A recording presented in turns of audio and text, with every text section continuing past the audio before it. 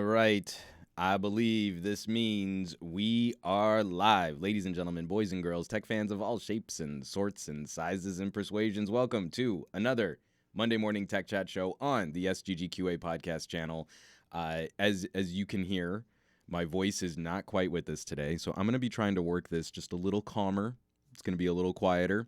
It's going to be a little chiller, and hopefully keep my voice going for what's going to be another shorter show. I'm not going to be able to talk for 2.5 hours this week. So it's going to be good. It's going to be fun. There's going to be a lot of biology on this podcast, so apologies in advance to people listening to the audio version of this after the fact, because you will hear throat clearing. You might hear some sniffles.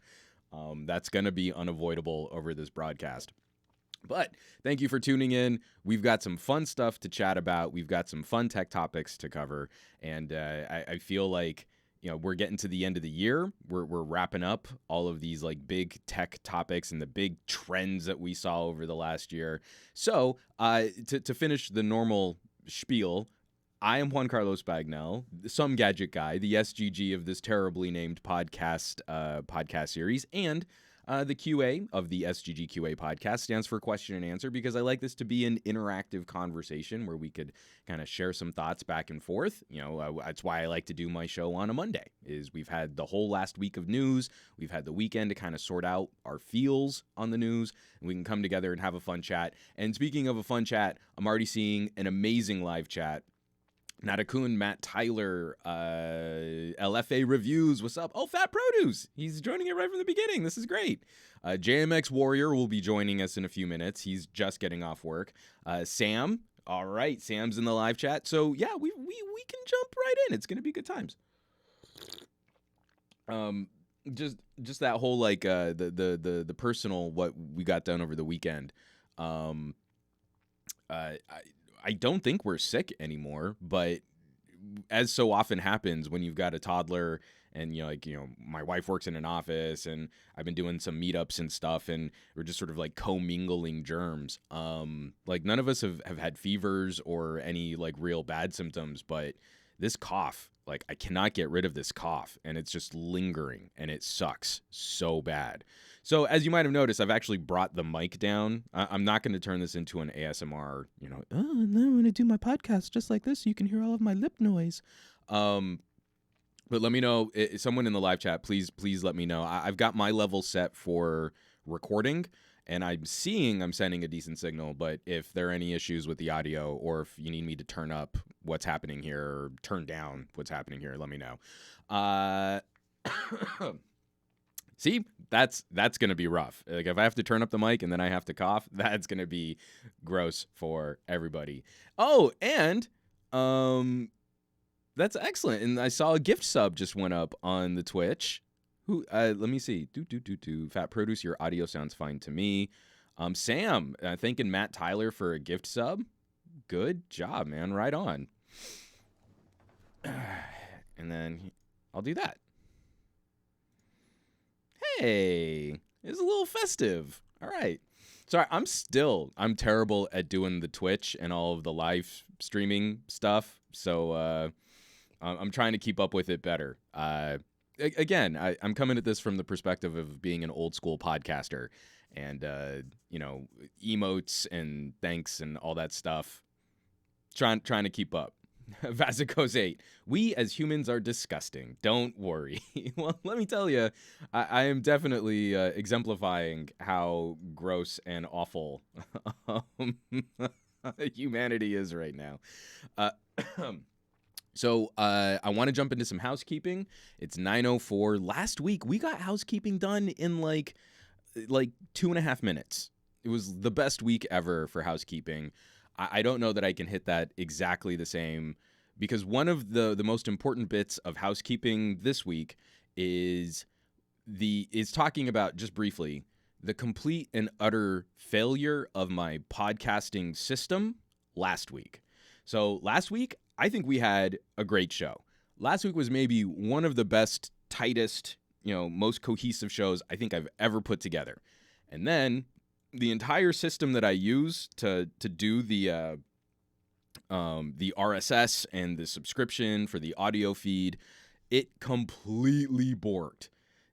This episode was invisible, and the entire chain of the SGGQA podcast vanished.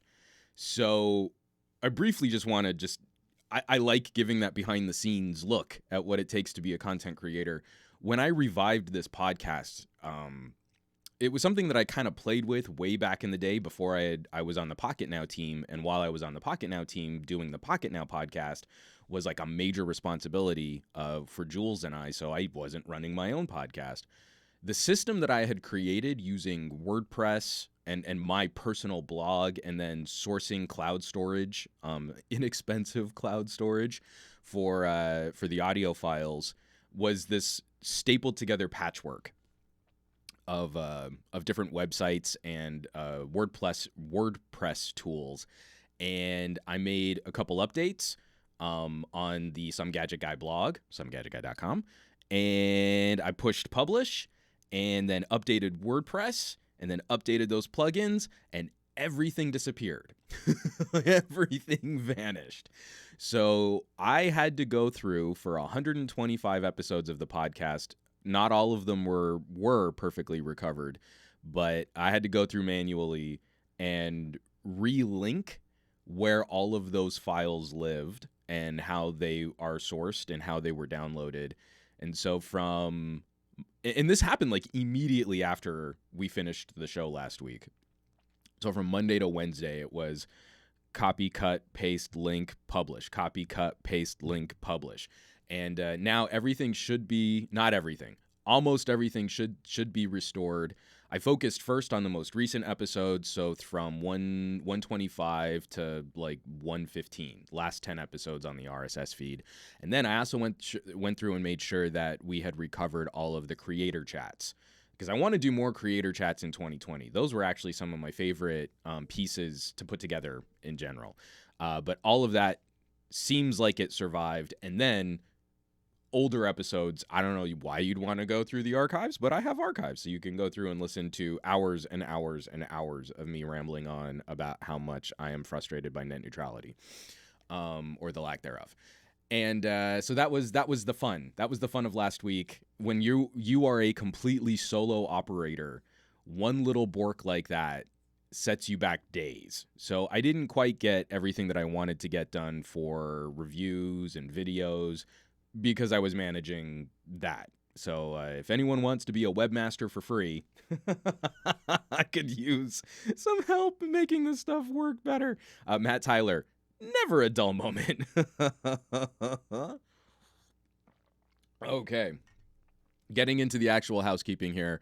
The podcast was the big hurt, but the day after, I had already had it set up. It was good to auto publish, and we finally got the review out on the LG G8X, and apparently 2 screens are better than 1. This was a big review. The G8X kind of took me a little by surprise. LG had a great year for hardware and a shaky year for distribution, as per usual.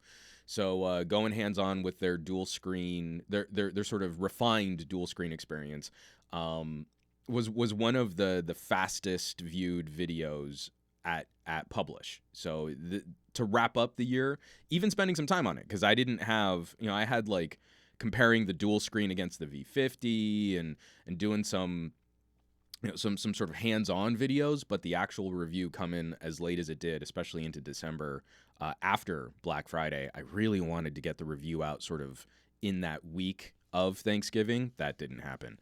But yeah, great, solid little phone, and the video has been doing very, very well. And I knew Sam would be a fan. His daily driver loves me some G8X. Evil Duder 1, good job. And Fat Produce, I think the fact that the second screen was a case instead of built into the phone itself really makes a difference in mind share. And there's a philosophy. I like, especially as we talk about all of the phones reviewed this last year, all of the phones that I got to spend some time with, the conversations that I really liked having were more philosophical in nature. Not, this phone did a little bit better here, winner, loser, thumbs up, thumbs down. It was, I'm getting a good strong feel of who this phone is for, and then this phone is leaving me really really confused as to who I would recommend it. And there's like a philosophy in that conversation, which is a lot more interesting to me than just Geekbench score. The other this is speaking of a phone that I've had difficulty wrapping my brain around in how I talk about it or how I would recommend it. The Nokia 9 got an update to Android 10, a beautiful, wonderful mess. And instead of doing yet another video on how I don't know how to talk about the Nokia 9, I wrote an article about how I don't know how to talk about the Nokia 9. And again, this is the most beautifully ambitious product of 2019.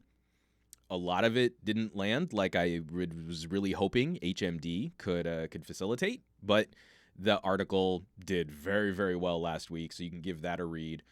It's more than just, did the phone get Android 10? I think that's one of the most frustrating aspects of talking about software for Android is the operating system updates are important. No one's saying we don't care about getting the next operating system.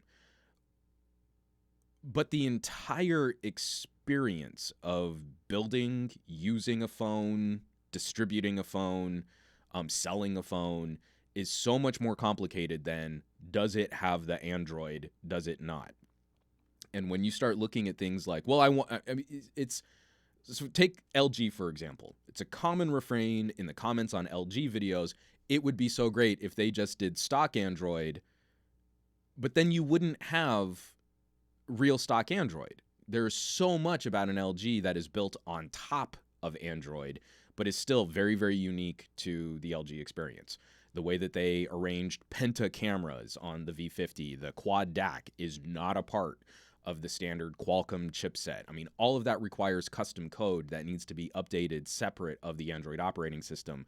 And the Nokia 9 is that beautiful, wonderful example of this is, having 5 cameras on the back of the phone requires a lot of custom code. So even though it's an Android One device, how you update and how you refine a crazy camera experiment like that is a completely separate software endeavor.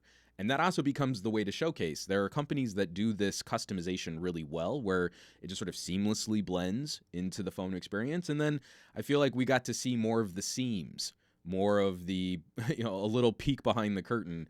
This stuff is really hard when Nokia took this challenge on with a phone that I have to believe was really supposed to be their 2018 flagship and then was delayed to the beginning of 2019.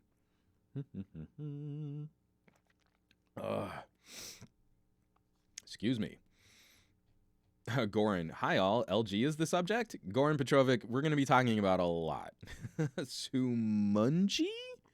I have no idea how to say your name. Lastly, so I couldn't let 2019 end without one last shot at iOS. And, I don't feel like Apple does audio well anymore. So the folks at Eco, they make in-ear monitors, and they have another USB DAC that now I really want to give it a spin. They have a product on Kickstarter right now. No, Indiegogo. Thank you. Sorry. So they're putting up a crowdfunding push for what I'm showing here on camera is this little puck, what sticks to the back of your phone, and it plugs into the lightning connector, and it has another lightning input and a 3.5 millimeter input, and it is one of the loudest portable amps I have ever used.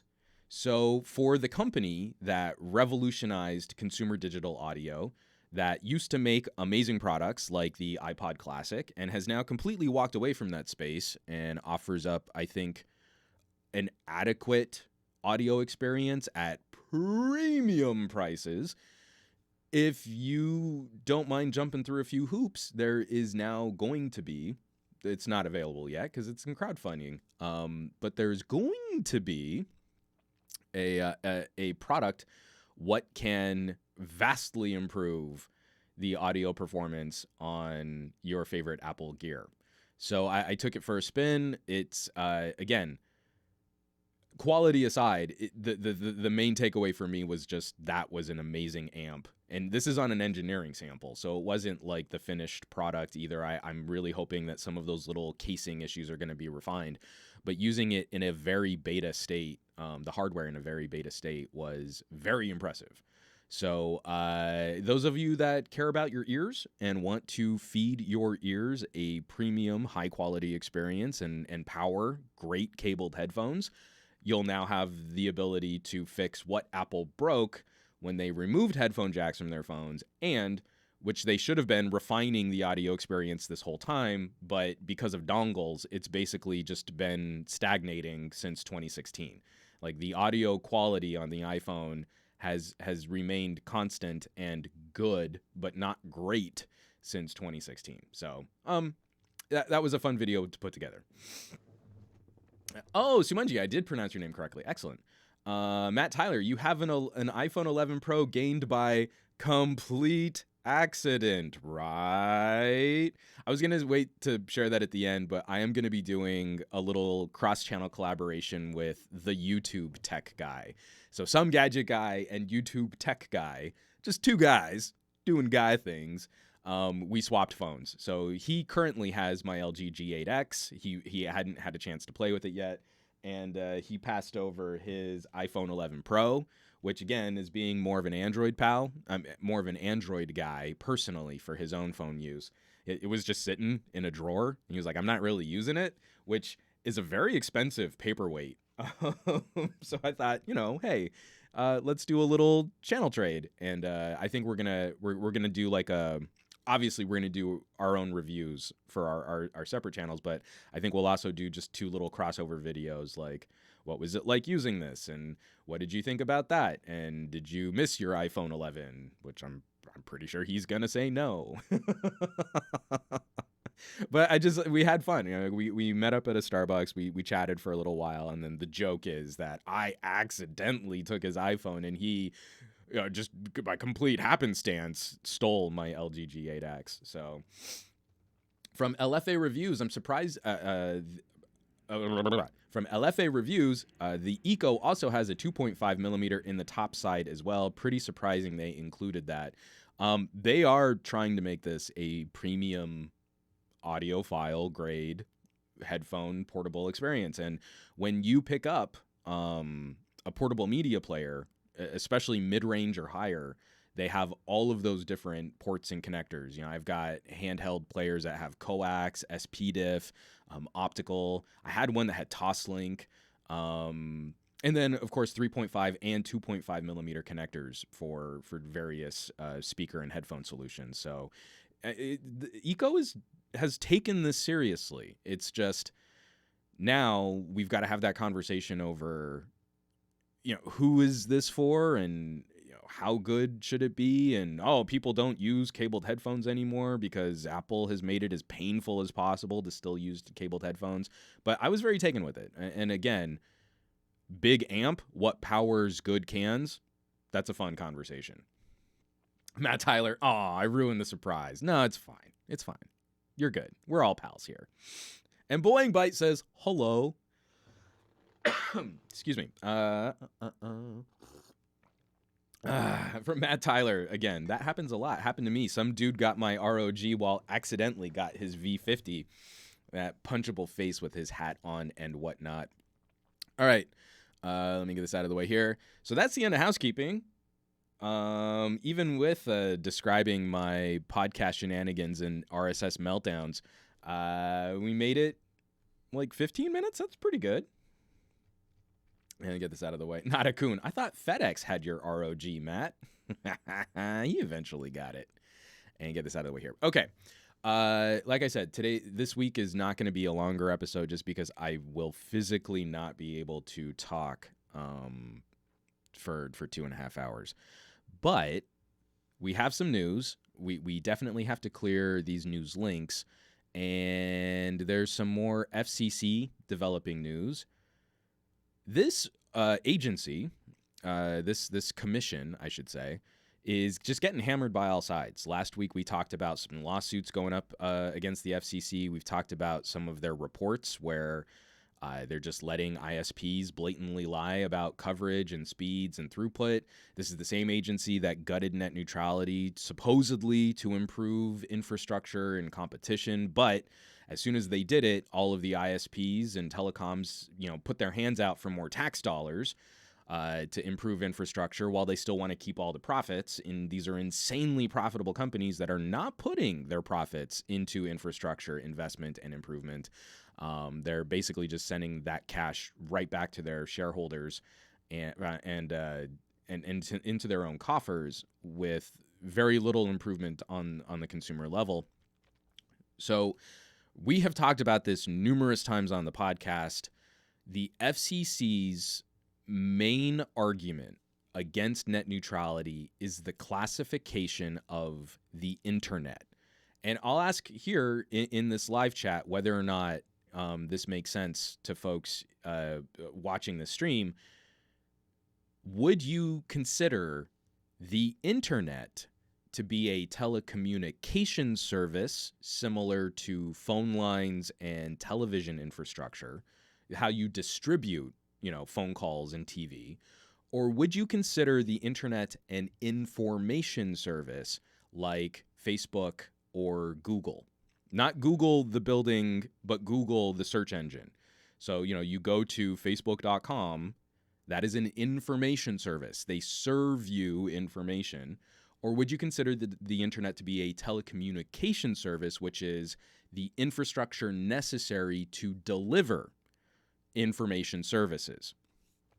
So, according to the FCC, we cannot have net neutrality because the internet is an information service. The internet is the same as Facebook or Twitter. So, according to them, they can't regulate an information service in the same way that they would regulate the infrastructure for telephone calls, TV broadcast, radio broadcast, and stuff like that. This argument has been upheld by some appellate courts, but every judge that has viewed this case, and the last appellate judge, has also kind of criticized the FCC's classification and designation here. And now this is going to be challenged yet again thanks to Mozilla. This is an article by way of Ars Technica. Give me 1 second here because I'll copy it and dump it into the live chat. FCC's illogical claim that broadband isn't telecommunications faces appeal. Mozilla, others asking court to reverse ruling that let FCC kill net neutrality, written up by John Brodkin. Excuse me for 1 second. Okay. Mozilla and other organizations today appealed the court ruling that upheld the Federal Communications Commission's repeal of net neutrality rules, arguing that the FCC's claim that broadband isn't telecommunications should not have been accepted by judges. The FCC repeal was upheld in October by a 3-judge panel at the U.S. Court of Appeals for the District of Columbia Circuit. The court had some good news for net neutrality supporters because it vacated the FCC's attempt to preempt all current and future state net neutrality laws. But Mozilla and others aren't giving up hope on reinstating the FCC rules nationwide. So, we talked about that when it went down because it opened the doors and it paved the way for every state in the country to adopt their own statewide net neutrality regulations. If you're liberal, if you're conservative, there's no good argument against a federal standard net neutrality regulatory oversight. If you're conservative, you do not want 50 different flavors of net neutrality at the state level. You don't want that. Some are going to be harsher than others. Some are going to be more punitive. Every company that does business on the internet is going to have to jump through 50 different individual regulations, and then that basically just gives the game up to California and New York because they'll probably institute the harshest versions of net neutrality, so they'll get to set the standard. You'll want a federal standard, which is way less punitive than what California and New York are going to come up with. So this is the main problem. And we also talked about this a couple weeks back where PewDiePie was quoted saying, "Oh, those pesky state rights." I'm paraphrasing here very poorly, but he's such a chucklehead. I don't feel like I'm doing him a disservice in misquoting him on purpose this way. But he was really upset about the federalism behind all of these state initiatives. So we have, a conservative government, the executive branch occupied by a Republican, and his appointed FCC chairman is out there complaining about states' rights because those pesky states' rights are what stand in between his dream of a completely unregulated market for businesses to do whatever they want. So this is actually Mozilla filing this petition with other companies to go in and force a legal showdown on the classification of the internet, which, again, when you break it down and you explain the difference between an information service, a website, and a telecommunication service, infrastructure, there is no reasonable person that looks at the internet and says, "Oh, it's the same as Facebook." This is such an easy argument to make, and one that the FCC is going to be on the exact wrong side of history under PewDiePie, trying to promote this idea of reducing the internet into what the services on the internet are. So, and from Boeing Byte, it's 'cause internet is layer 1, physical, and layer 2, network. And from Sam, so the argument can be made that the internet is both a telecommunication and an information service. Yes, but I would feel like the telecommunications part of that supersedes the information part of that, because who is the internet? We know who Facebook is, but the internet is also a whole series of interconnection nodes. You know, how one part of a network talks to another part of a network. That's hardware, that's servers, that's cable, that's fiber, all of those things linked together, whereas Facebook is a solitary service that you get information from. And Fat Produce has completely summed it up. The internet is just a bunch of tubes. You can certainly regulate a whole series of tubes.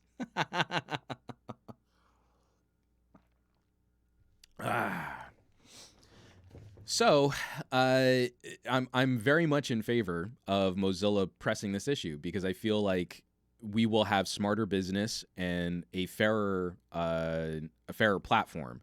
Again, I'm really trying to stick to the more conservative leaning arguments on this one, because let's say you're more of a cloth coat Republican and you want the fairest possible platform for new competition. You want a loose federal standard with the bare minimum protections in place, just to ensure that small businesses have the ability to compete against larger entities. Net neutrality is going to help there. Let's say you're the grossest kind of corporatist that only wants to see your stock portfolio full of Verizon and Comcast make you as much money as possible. You also want the most toothless federal standard that can be devised, because then a Verizon or a Comcast doesn't have to jump through numerous individual state hoops for regulatory action, and they only have to do business with one federal entity at the top to make sure that they're keeping kosher with federal standards. Every single time we fight a federal net neutrality, it gets worse for the bigger players.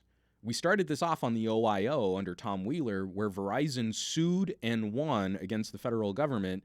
And then Tom Wheeler turned around and came up with a harsher standard for net neutrality. And that's what was passed during the Obama administration. Then PewDiePie gets in the way again. So, oh, no, we can't have that. And now California has passed harsher net neutrality than what was up under Tom Wheeler's FCC. Every single time we pass the responsibilities away from the federal commission, it gets worse for businesses, especially big businesses. Again, there is no argument I've seen to support or to say that we shouldn't have a federal net neutrality standard. It's long past due. Conservatives should probably care about this more than just, oh, deregulate.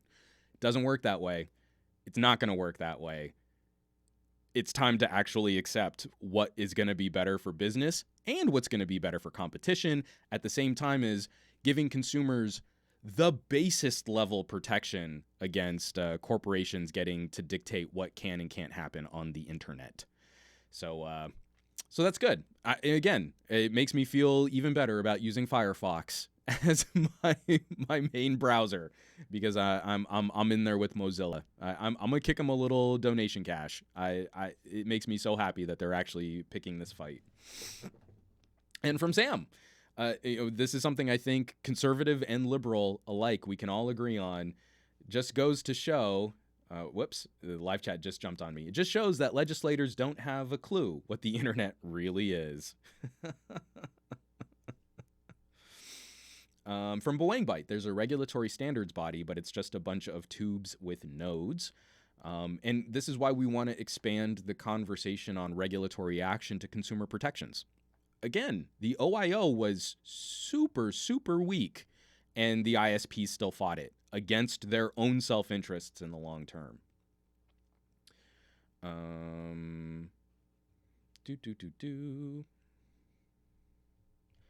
Sam, Republicans want deregulation. That's new, LOL.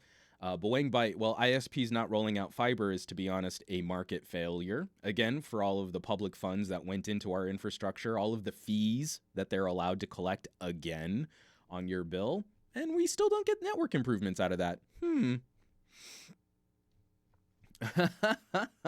Matt Tyler, isn't your president being impeached and removed from power? Next president might side with us. Boeing Byte. Pence is next in line, so no. I mean, again, I don't know how deep to get into this, because I've actually met Mike Pence and had a conversation with him in a very personal capacity. No policy was discussed when I got to speak with Mike Pence. I don't know that he would take up any digital infrastructure as any kind of cause, and that's both good and bad. One, I don't think he'd actually live up to the old school cloth coat Republican style of business and competition, so that's a bummer. Like, he wouldn't be a champion for internet commerce in any kind of meaningful way. But it also might work out if Pence were installed as president due to this impeachment action, which there's some news on that, but this is not a politics. Well, I mean, it's a tech politics podcast, but it's not a politics podcast. I also don't think it would be on his radar.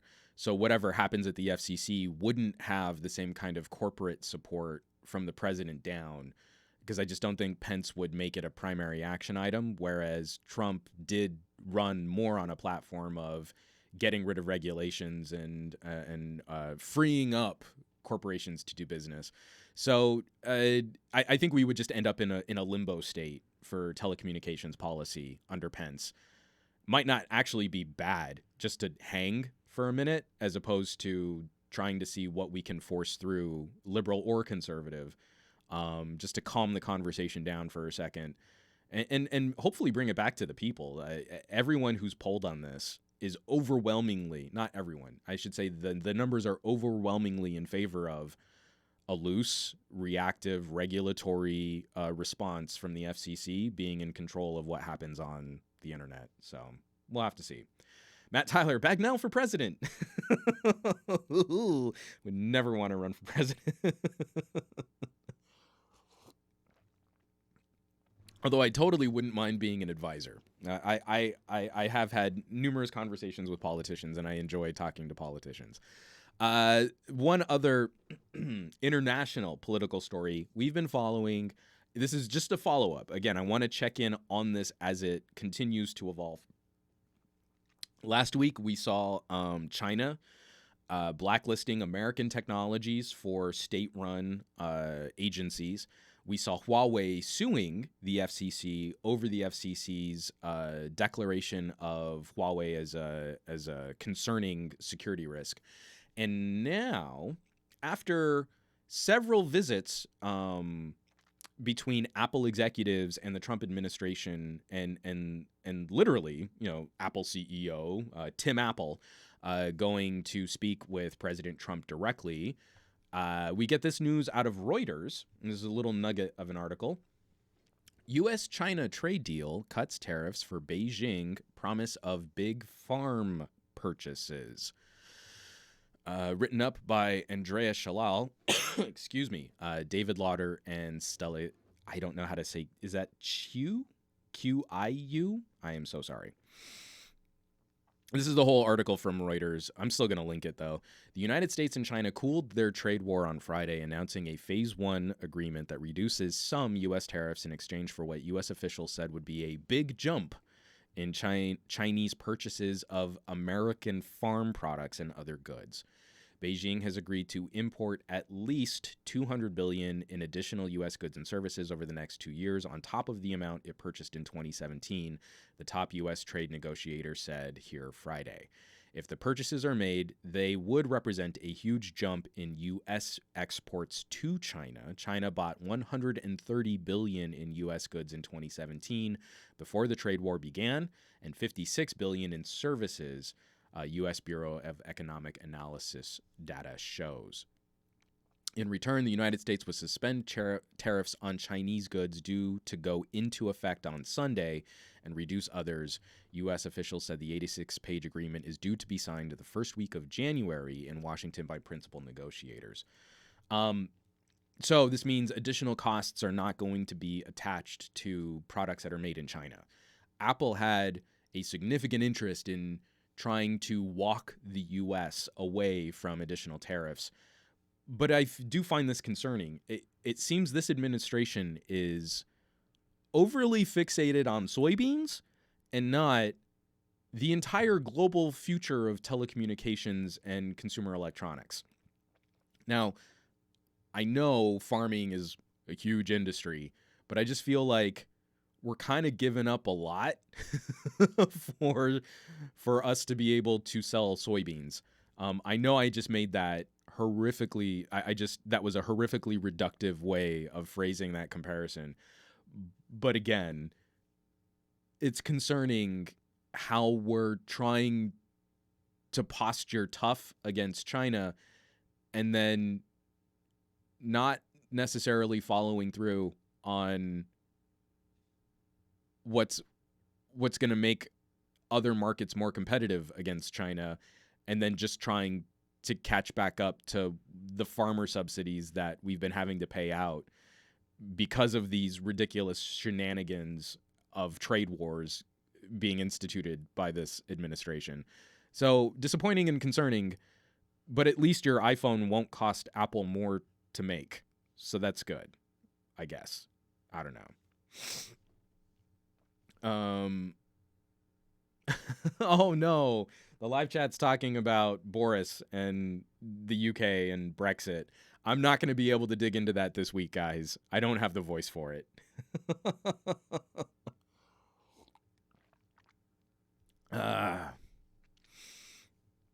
Matt Tyler, if Trump gets removed, won't all these deals with China get scrapped and new deals started with your new leader? There will be a continuity of administration between if Trump were to be removed, which I don't think is actually very likely. He might get voted out in 2020. A lot of polling suggests random Democrat can unseat Trump with a couple good strategic political moves in key battleground states. Not like those numbers have ever let us down before, cough, cough, 2016. But still, there's plenty of potential for Trump to not get his second term, even without impeaching and removing him from office. But if he were impeached and removed, there would be a continuity of government leaning conservative. So a lot of these deals are probably going to be fine in the short term. If he's voted out of office, I think what we would see is probably better negotiation coming from the liberal side of the equation. I have to believe that there would be smarter deals being struck, and not just, we're going to ban all these companies and we're going to slap on tariffs. I feel like there would probably be a smarter and more nuanced approach towards international economic diplomacy than what's currently in place with this administration. So we won't want those deals in place. I would hope we would come up with better ones and start building some international trust again in how we do business with our other countries around the world. From Sam, I love the pic on this article. Look at the face on G. Yeah, that is a very smug and contemptible look. Trump's trying to look tough there, and I don't feel like Xi Jinping is intimidated in the slightest with our current representation on the global stage. So yeah, that's not a good look for us. That we're not really intimidating at all. Okay, so that's enough of the politics block. Thank you for joining me on that. The two stories that I feel I will always tap back into if we're going to be looking at any net neutrality news, any FCC policy news. I don't feel the geeky stuff gets enough coverage in the mainstream media. And when it does, it's kind of prefaced with, okay, folks, now here's a geeky news story, so don't pay attention because geeky stuff is geeky. And then this whole weird showdown we've manufactured with China at this sort of global business stage has also just been troubling and difficult to untangle and frustrating to follow. And again, affecting people in a spider web of fallout as, you know, we go after Huawei or ZTE took a hit, and then that influences so much more policy than... Again, our administration kind of acted like they could just flip a switch and it not have huge ramifications across the entire global market. And stuff is more complicated than that. And it's another conversation point where I hope we can start looking to elect more nerds to public office, because I feel like we need more nerds, not more people posturing that they're super big and tough and they look and act cool. We need a few more Lisa Simpsons in the conversation just to handle some of the nuance of what happens when we make these big plays. So, Matt Tyler, Trump couldn't look tough if you put him in body armor. Poor guy. I don't really feel bad. Okay, getting on to some other fun news, or actually this fun adjacent. So another major talking point on this campaign is discussing online content, creators, burnout. I've shared probably more than my fair share of behind-the-scenes stuff on what it's like being an online content creator and a producer trying to work with other outlets, you know, doing hosting and video production and stuff like that. And this is a story that has just had sort of an odd tone to it, where some people are acting like it's this big funny thing to sort of laugh at someone at the top of the YouTube game. Other people are taking it as this tragic fall of, you know, a bright shining star, you know, getting worn through the gears, being a cog in a massive machine. And my feelings on this matter are somewhere in the middle, because I'm not a fan of his work, but it's yet another data point of the changing perception of making your own content online, trying to build your own audience, and being beholden to this entire apparatus solely on your own, not having a huge support team or a production company or a studio or an entity doing all of that for you. I am, of course, talking about PewDiePie.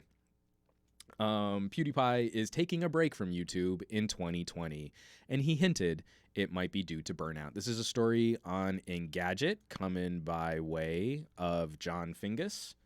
I'm going to drop that link here. And from the beginning of the article, one of YouTube's best-known stars is close to taking a hiatus. PewDiePie, a.k.a. Felix... I don't know actually how to say his last name. Is it Yelberg? Anyway, Felix has used a video critiquing YouTube's new harassment policy to announce that he's taking a break from the site in early 2020. While he said a more detailed explanation would come later, he hinted that it might be due to burnout. "I'm feeling very tired," he said. He alluded to this in August, suggesting that he'd like to think about something besides YouTube for the first time in 10 years. 10 years.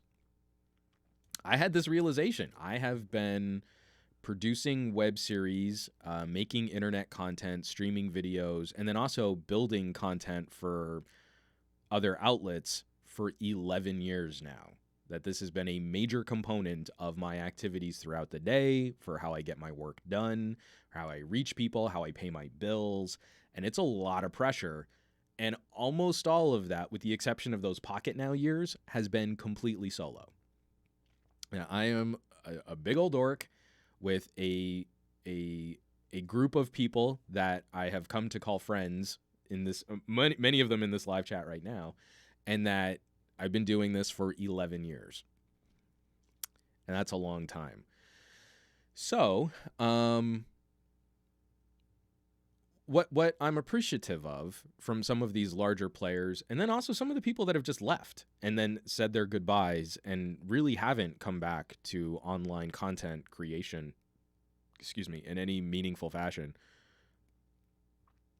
I feel like anytime there's an opportunity to potentially build a career off of something creative, we swarm to create an industry selling that creativity. As many of you know, I got my start in LA working in commercial voiceover. I started at a talent agency, then I worked as a casting director for commercials. I did a lot of commercial production work, and then you inevitably get caught up in the business of selling the thing that you do. So anyone can go and look up, what does it take to be a voice actor? And there are books, and there are workshops, and there are classes, and there are packages that you can buy, and then there are all of these guides, people tripping over themselves to talk about what microphone you should use and how you should do your sound treatments. And every day there are tons of people looking to break into this voiceover industry, make a little extra cash on the side. Everybody's got a voice. I can knock out commercial auditions and animation auditions from the comfort of my bedroom. I just throw a blanket over my head and I've got a nice microphone, and I too can be a voice actor. And that gets exhausting. I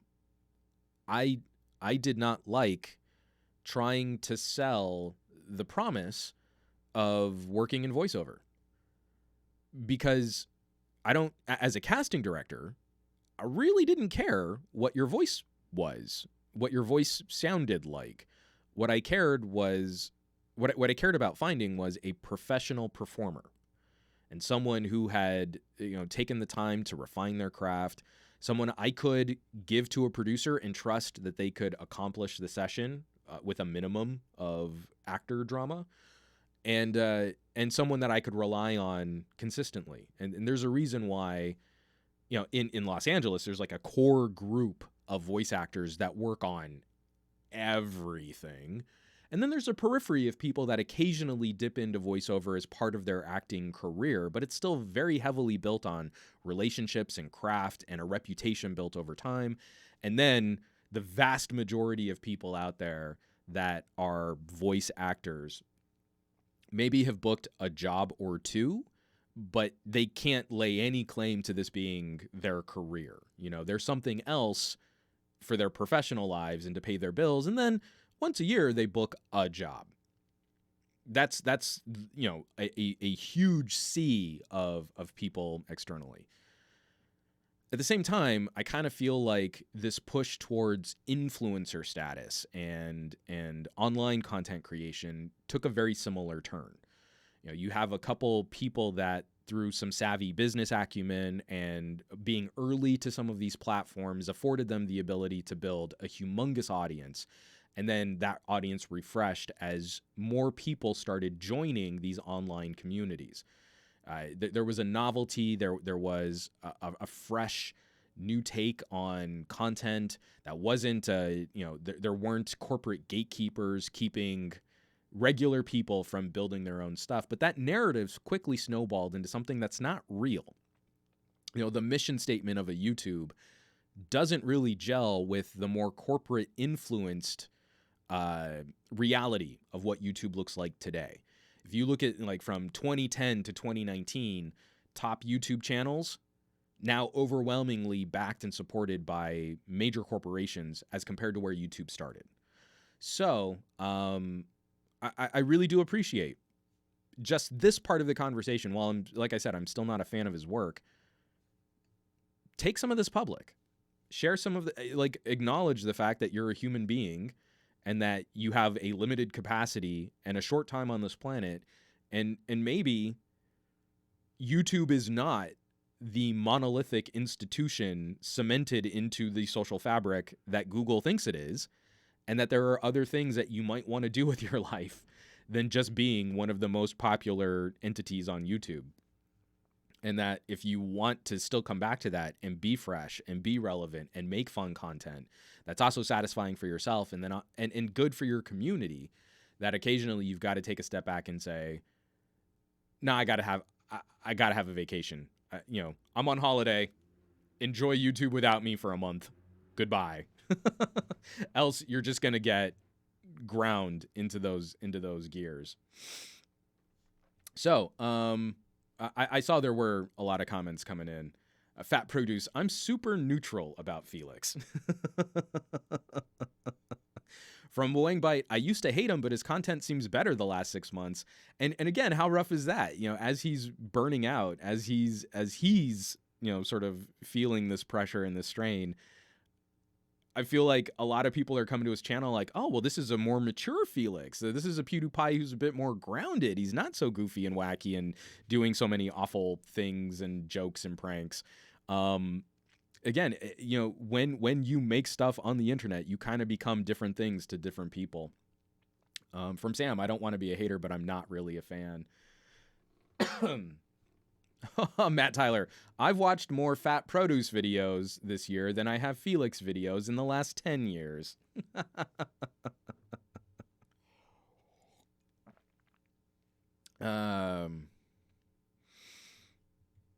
Let's see. I get this here. And we got some other people talking about fragging noobs and other gaming stuff and first-person shooters. So I'll be curious to see when, if, how Felix makes his final announcement on taking a break. But we'll have to see how that goes. By the way, I'm not near the point of having a hard break from YouTube, but there have been some Patreon conversations about how to shake up some of that distribution over 2020. Now, this one actually took the SomeGadgetGuy Discord for a fun chat. Transitioning from Felix taking a break, but sticking with the world of gaming, we got a lot of buzz on the next generation of Xbox. We got the Xbox Series X available holiday 2020. So you got a year to save up for this bad boy. But I think and fairly, one of the things that was most discussed, not the power, the capability, the claims being made by Microsoft, the future of streaming gaming, cloud gaming. Fat Produce, I always call the future Xbox the next box. I love it. Matt Tyler, Xbox Series X, or is it 10? Damn you, Apple. So I think the major talking point isn't necessarily the power. It's a next-gen console, so we all assume next-gen performance. The 4Ks, the faster load times, all of these things we just sort of take for granted in any type of generational shift for this computing, living room computing platform. It's more just the design of it. This looks very heavily inspired by like a Corsair PC build. It's a vertical rectangular box. And rightfully, I think a lot of people were concerned about where this might live in a living room. You know, how do you set up your TV? It's square and tall, rectangular. So how do you fit this into a living room entertainment center, or where does it live if your TV is wall mounted? And then the back and forth on the Discord. One of the points brought up, and like I added to this too. You know, I have a PlayStation 4. It's behind my TV. My TV's wall mounted, and there's a rat's nest of cables tucked behind my TV up on the wall. But my PS4 is vertical and it's flat against that wall, and I don't think I'd have a problem. You know, if I were to replace my PlayStation for an Xbox, like I think the Xbox, this design would fit well back behind the the same TV setup that I've got currently. And then I'm also curious, it would be kind of cool if this could also go sideways. So like if this could just become like a wind tunnel chamber of cooling, like maybe there's a fan towards the bottom and then there's like a vent. You know, the top of this Xbox design is obviously to get heat out of it. But if it could still function on its side, you know, that could actually be kind of cool for how some living room setups are designed also. So, Sam, I love the awful Microsoft naming convention. Must be rocking Sony's playbook. To be fair, the Xbox One X was one of the most brilliant names Microsoft ever came up with because it spelled Xbox. So your abbreviation for Xbox One X was Xbox. I don't feel Series X has the same abbrev capabilities, because it's basically just going to become the XX, the XSX. You know, like this one I feel is a bit of a stumble compared to where we were with the One X. Ironically, PlayStation is sweet. 1, 2, 3, 4, 5. And Boeing Bite, yeah, this totally looks like a Corsair one. Again, very impressed with Corsair's small form factor workstations. So look up a Corsair One and then look up this Xbox. This design has some good ideas to it. Vertical tube of heat management, just getting every bit of exhaust up out of the box. Heat rises. I think it's a good idea. It's a functional, good computing form factor. Fat Produce, PC for life. I picked up an Xbox One on SwapUp for $150 for a gift, and it still holds up pretty well, based on the 4 minutes that I played with it.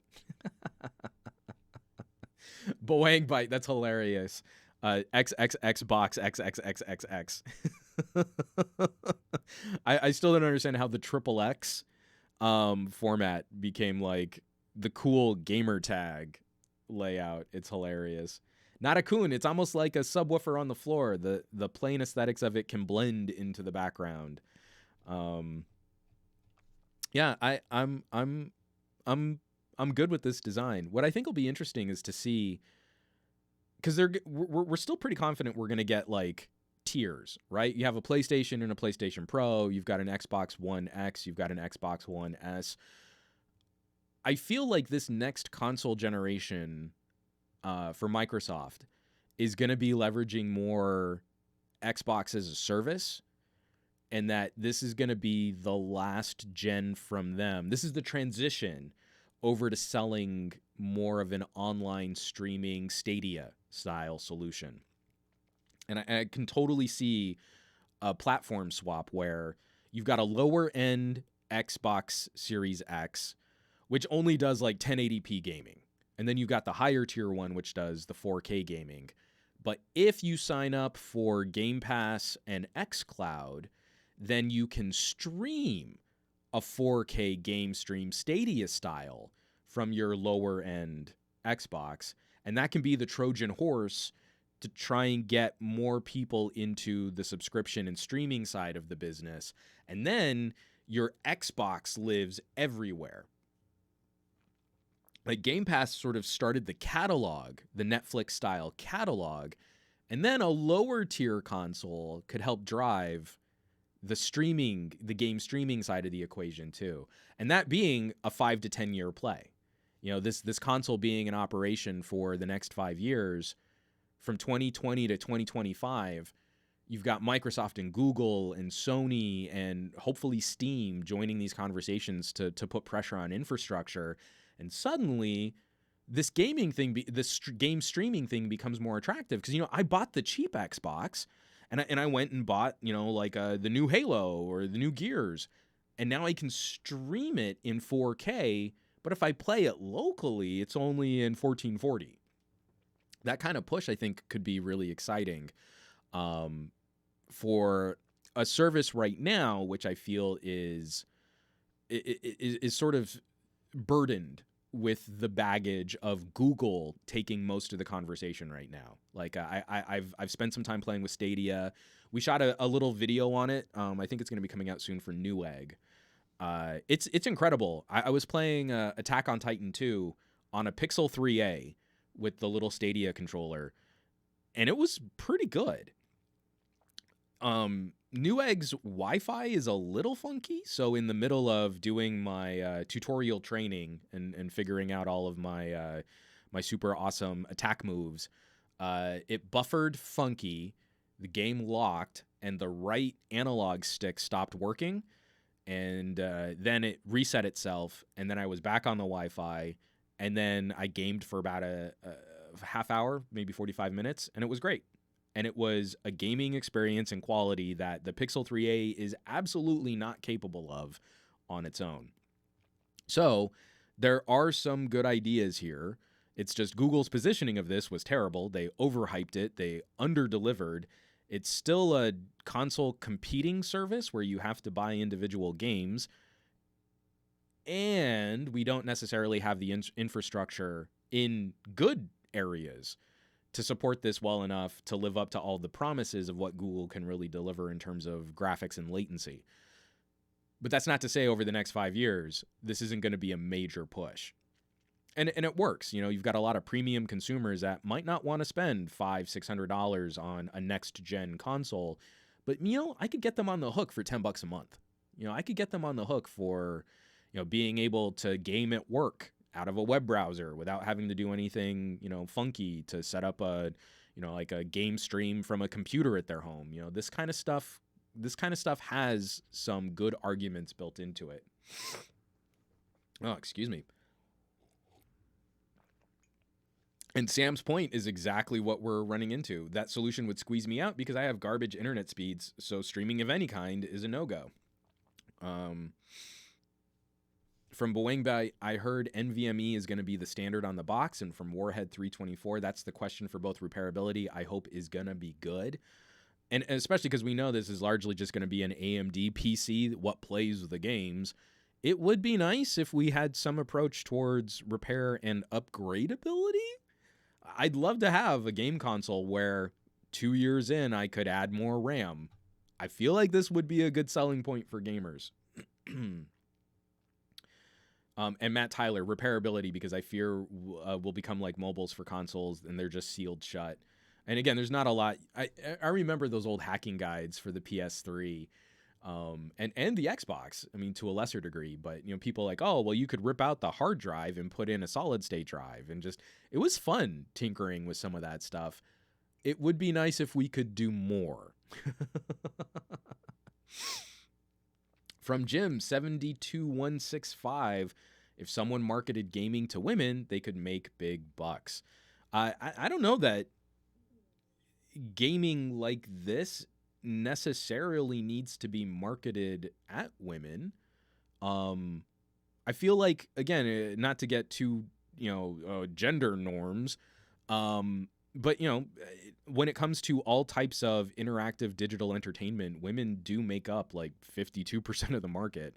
So it's whether or not you've got the content and whether or not women are playing some of these big tentpole titles that appeal in a more traditional, sort of gaming stereotype. I think like You see, again, I'm not necessarily the right person to ask because my mom taught me how to be a gamer. You know, my dad liked to play video games. He was really great at Joust, you know, arcades and all that stuff. But, you know, my mom and I still regularly have like Tetris throwdowns, and she can still kick my ass at Tempest. You know, I learned how to be a gamer from my mom. So, you know, she's probably going to get herself a Switch for Christmas. And my siblings are looking at like what games to get her. And she's already super stoked about like Tetris 99, which means she's going to be on Nintendo's, you know, streaming platform and their subscription, yearly subscription service. So, you know, that kind of stuff is going to be really fun to watch because she gets to catch up on an entire generation of gaming that she really wasn't into on this last console generation because of the Switch. I feel like there are a lot of stories like that don't necessarily get covered, especially as, you know, I think my parents were the tip of the spear. Like they were young enough during the rise of arcades to get into electronic entertainment. But we're going to see that a lot more. I mean, we're already putting gaming consoles in retirement homes. I don't feel like the separation is quite as dire, is quite as divided, I should say, as like, you know, Reddit commentary might make it seem. It's just the people who are really vocal about these types of topics aren't necessarily reflective of the people who are out there just playing games and having a good time and you know, enjoying Tetris Effect. Or, you know, my mom loves Beat Saber. She wants to turn the little office den they have into a VR space almost entirely on Beat Saber. And she hasn't even tried like Super Hot or some of those other games too. So it's it's complicated, but I also wouldn't listen to the loudest mouthpieces in this space that there's as much divide as they say or claim there is. From Sam, I rocked Moon Patrol and Qbert. Moon Patrol is awesome. I love that game. Tech Lovin' Mama. Everyone say, hey, Tech Lovin' Mama. That's me. I'm that mom. I got my 4 boys into gaming because you are doing it right as a parent. Excuse me. From Jim. I mean, you make a good point here. Different size controllers, different colors, and the marketing language is more male oriented. But you know, a part of that is also going to be the content.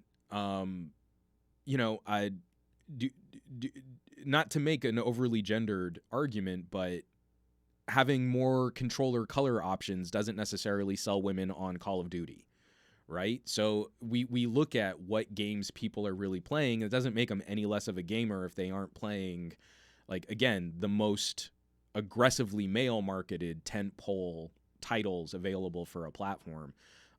It's a broader and a more nuanced conversation, but I completely agree that a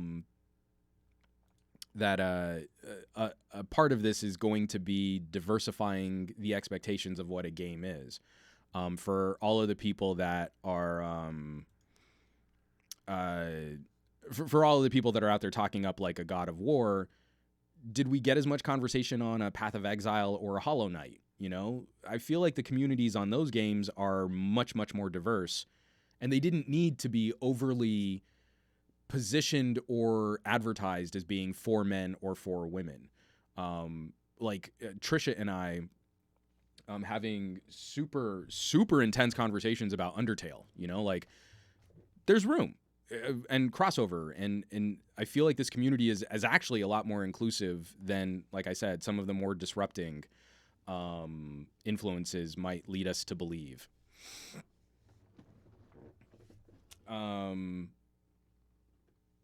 From Sam, it's generational. My daughters play COD, Fallout, and WoW.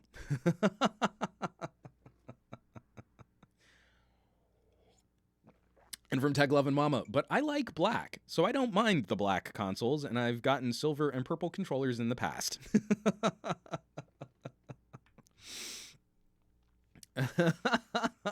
From Sam, daughters are 18 and definitely girls in every way, but they frag and run mythics like any guy. I love it. I'm super proud to hear it. So, vertical Xbox, kind of curious. I like it. I'll be curious to see, but I feel like talking about this console is sort of missing what the longer term strategy might be for Microsoft, turning their game publishing and game distribution efforts into a more services oriented solution. So from Fat Produce, my sister plays some console games, loves Elder Scrolls games, so I got her the Outer Worlds. You're a great brother. Oh man, if she's into Elder Scrolls, like Outer Worlds is exactly the right fit. That and anyone can take sort of a nostalgic look back at the Fallout series too. It's good times. So Matt Tyler, my daughters both love Spyro on my PS4. I am not embarrassed to say that I went through the entire Skylanders series just because it was like the most therapeutically relaxing games and toys series that you could play. And so all of my Spyro action figures were fully leveled up with fun hats in all of the Skylanders games. And also Richard Horvitz, the voice of Invader Zim, plays the bad guy in the Skylanders series. So I just loved hearing him scream into microphones for hours and hours of gameplay. Absolutely loved it. So let me get this out of the way here. Boing by Zim. The movie was actually pretty good. I liked it. It was a fun. I mean, like, you can't go home again. You can't completely recapture what made what's his name? Johan Vasquez is the guy who did Johnny the Homicidal Maniac and Invader Zim. Like, you can't ever really get back to the magic of what made Zim so subversive and disruptive for Nickelodeon back in the day. But doing the movie was just like a nice little hors d'oeuvre. It was like a nice revisit of what I loved about that crazy alien conqueror. Just so good. So good. And Jim, just so you know, I've been gaming since Pong. Well, glad to have you in the chat, man. It's always nice to have a few folks who kind of remember when Atari was bleeding edge technology with me. It's nice. So it's good times. So we talked a little bit about Felix, a YouTube creator burnout. In keeping with that vein, one of the things that I also want to celebrate are all of the people that are out there making phenomenal content, making amazing content, and how we can support them, how we can keep them from hitting burnout, and how we can also help them monetize, how we can help them build their audiences, build their channels. One of the resources I've put together is a little subreddit. We talk about it every week. Every week we pick up a few more members. We're up 3 more subscribers from last week on this podcast. And every podcast has a subreddit. Some of those subreddits are about sharing links. Some of those subreddits are just, hey, come to our subreddit and tell us how cool we are. My subreddit is a place for discovery. I really want you to find, share, and upvote content you feel deserves more attention. It can be from bigger channels. I like to hold up, when I was a big fan of Tech Thing with Patrick Norton, I still am a big fan of Tech Thing from Patrick Norton, just the show doesn't exist anymore. You would think a Patrick Norton wouldn't have any issues promoting his own content, distributing it. He's got a built-in audience. Well, he's going to be fine. That's not the case in today's online content streaming solution. You know, you've got to be able to grow and build and pick up sponsors and pay for the high quality content you produce and have your audience fuel that and contribute to that. So it doesn't necessarily need to be someone just starting out with 100 subscribers. But one of the things I love about the subreddit that I've created is the humongously diverse collection of people sharing. Some of it's self-promoting, a lot of it's people just sharing their favorite content creators, and a lot of them don't have a huge audience base to start with. Quite a few of these content creators haven't even reached the threshold for monetization on YouTube, and they're putting out phenomenal content. You know, really well thought out videos and editorials and reviews, and they can't even make money on it yet. So if you head on over to reddit.com/r/glowingrectangles, I've always made this plea, you will find someone you've never seen before and it's probably going to be a channel you'll want to subscribe to. And if you go through your YouTube feed, you're going to see an overwhelming push towards the most popular content, the most popular topics, the trending topics. But if you go to Glowing Rectangles, you'll find a much broader conversation happening about tech across the board. Not necessarily just every single Apple rumor and every single Samsung rumor. You're going to see a much more diverse conversation. Now, all of that being said, I'm going to take another sip of water here. I'm almost, my throat is almost done. That this has never happened before. It is extremely rare that I am ever at the top of my own subreddit. This was a good, like I said, this was a solid week for topics I cared about in housekeeping, right? The videos and the reviews, the follow-up on the Nokia 9, topics that I really cared about. I don't know who shilled for this jerk face who always wears a hat, but he managed to land the top 3 spots at Glowing Rectangles. Like, he's got this doofy review of the LG G8X, and like, anyone buys LG phones, so no one cares about that. And then he also put out this article on the Nokia 9, and you're like, oh, Nokia, it's not even real Nokia anymore because it's licensed by HMD. And then, like, he's even making fun of the iPhone, and no one is ever allowed to make fun of Apple or the iPhone, especially not with audio, because no one likes their ears. They all like, you know, the sort of adequate solutions that Apple provides you for listening to audio or to listening to content. So just the fact that these are the top 3 at our Glowing Rectangles, you can totally tell that it's a shill site for someone that has a super hashtag punchable face, and it's totally rigged, which is the worst. I apologize, but last week was a pretty good week. I had a lot of fun last week. I feel like I got to wrap up the year on some good, solid reviews and editorials. Anyway, I do want to highlight what came right after it, though. So from those 3, an LG, a Nokia, and an iPhone DAC as the top 3, Monday Morning with Tana. iPhone 11 tech woes, Tana so lit. This was a fun conversation. I don't know if you've caught Tana's show. This entire series, 2.9 thousand subscribers, Tana so lit. A lot more swearing than I put into my weekly streams. So if you want the dirtier side, and I mean that in a playful and fun sense, I would also recommend giving that a view, giving that a shout, giving that a watch, because it's grossly inappropriate, often in the most fun way that you can be with any kind of tech commentary. Immediately after that, Easy Computer Solutions, 37,000 subscribers. He has been going crazy this year. This man has been putting in so much work on his camera videos and camera comparisons, and he's got a great showdown here. Galaxy Note 10 Plus versus LG G8 camera review revised, looking at a live focus video versus a portrait video from the LG. And again, like, I don't feel like we always agree. Like, Easy and I don't always agree on what makes for a good camera, but this is a man, especially over this last year, who has been putting in a ton of effort collecting data.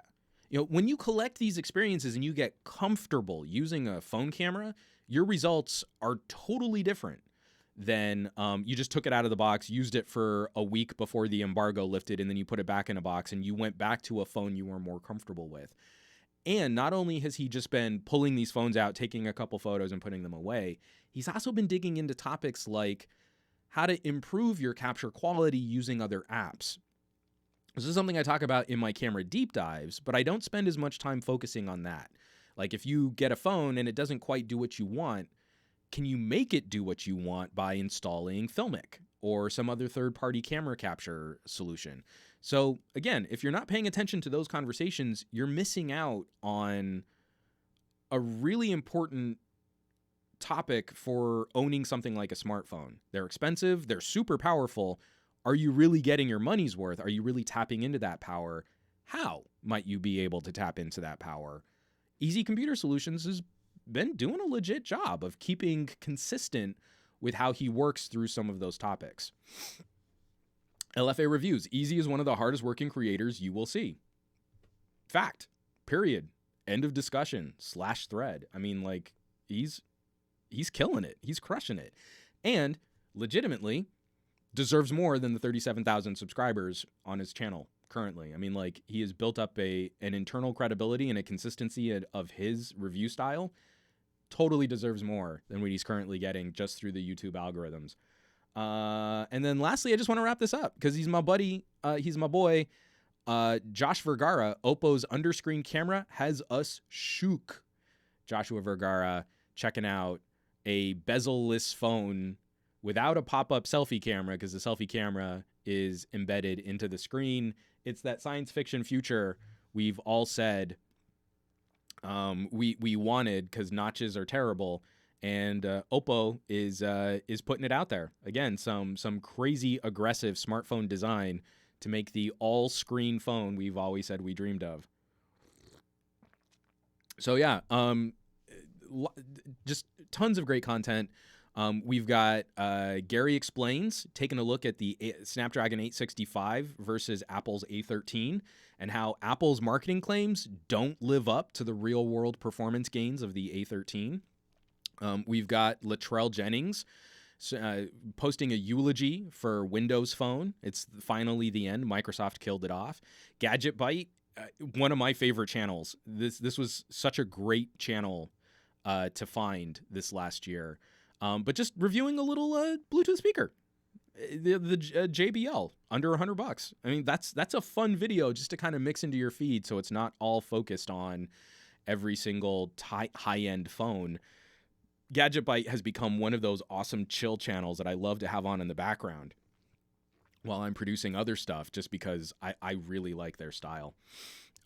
We've got C-Kid Tech, cleaning Galaxy Buds, all about Android, their weekly show. This last episode was great. Zach Talks Tech, looking at Pitaka versus Lettercase. Joan got a big ol' shout out last week. I'm still going to shout out her channel at 1.7 thousand subscribers now, so 1,700 subscribers. I hope a few people from last week's podcast went and hit up her channel because I dig her voice. I like her style. And of course, TK MyBay, looking at the OnePlus 7T Pro 5G McLaren Edition unboxing, impression, speed test, T-Mobile, switching from the Note 10, TK Bay, doing his thing, putting it down, mixing it around, turning it up. And I'm done. I ran out of cool, hip rhymes. They weren't that hip anyway. Matt Tyler, TK Our Bay. He mine. He my bay. TK my bay. His name is TK Bay. That's the joke. Anyway, reddit.com/r/glowing rectangles. We're getting a ton of amazing submissions. I mean, seriously, now we have a community of people that are regularly contributing to this feed. I'm going to put it at the call, and especially over 2020, the next stage of this in building this subreddit up and really executing this mission is we need the upvotes.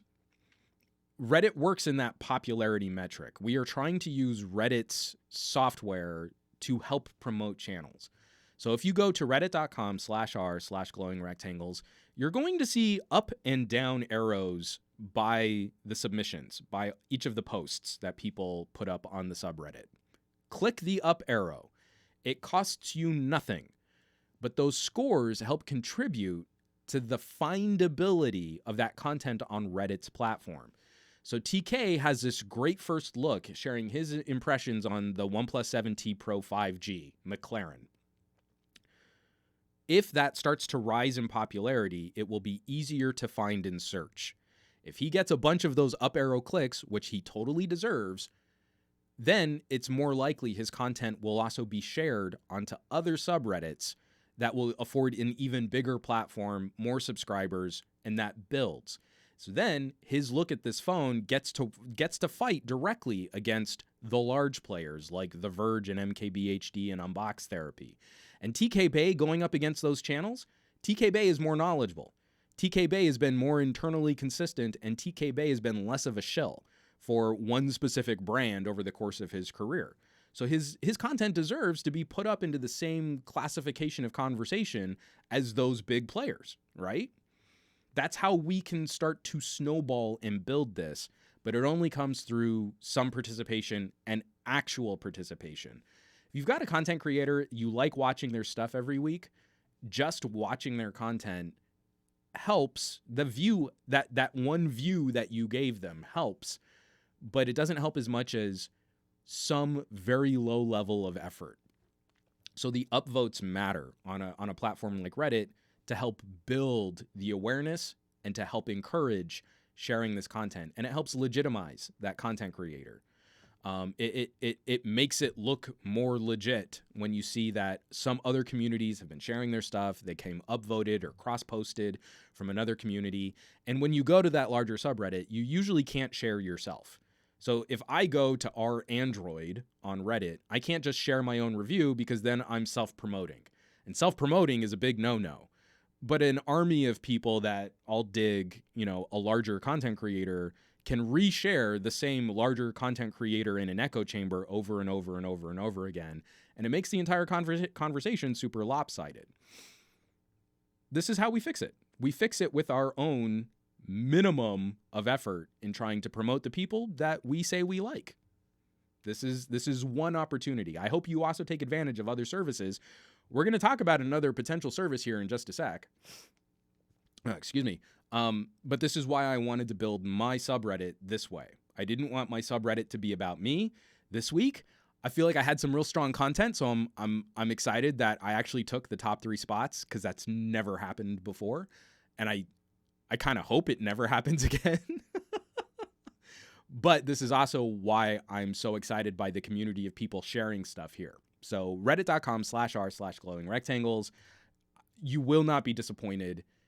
It is good stuff. There's a ton of good stuff in this sub, and I hope you'll give it a look, and I hope you will be generous with your upvoting of content there.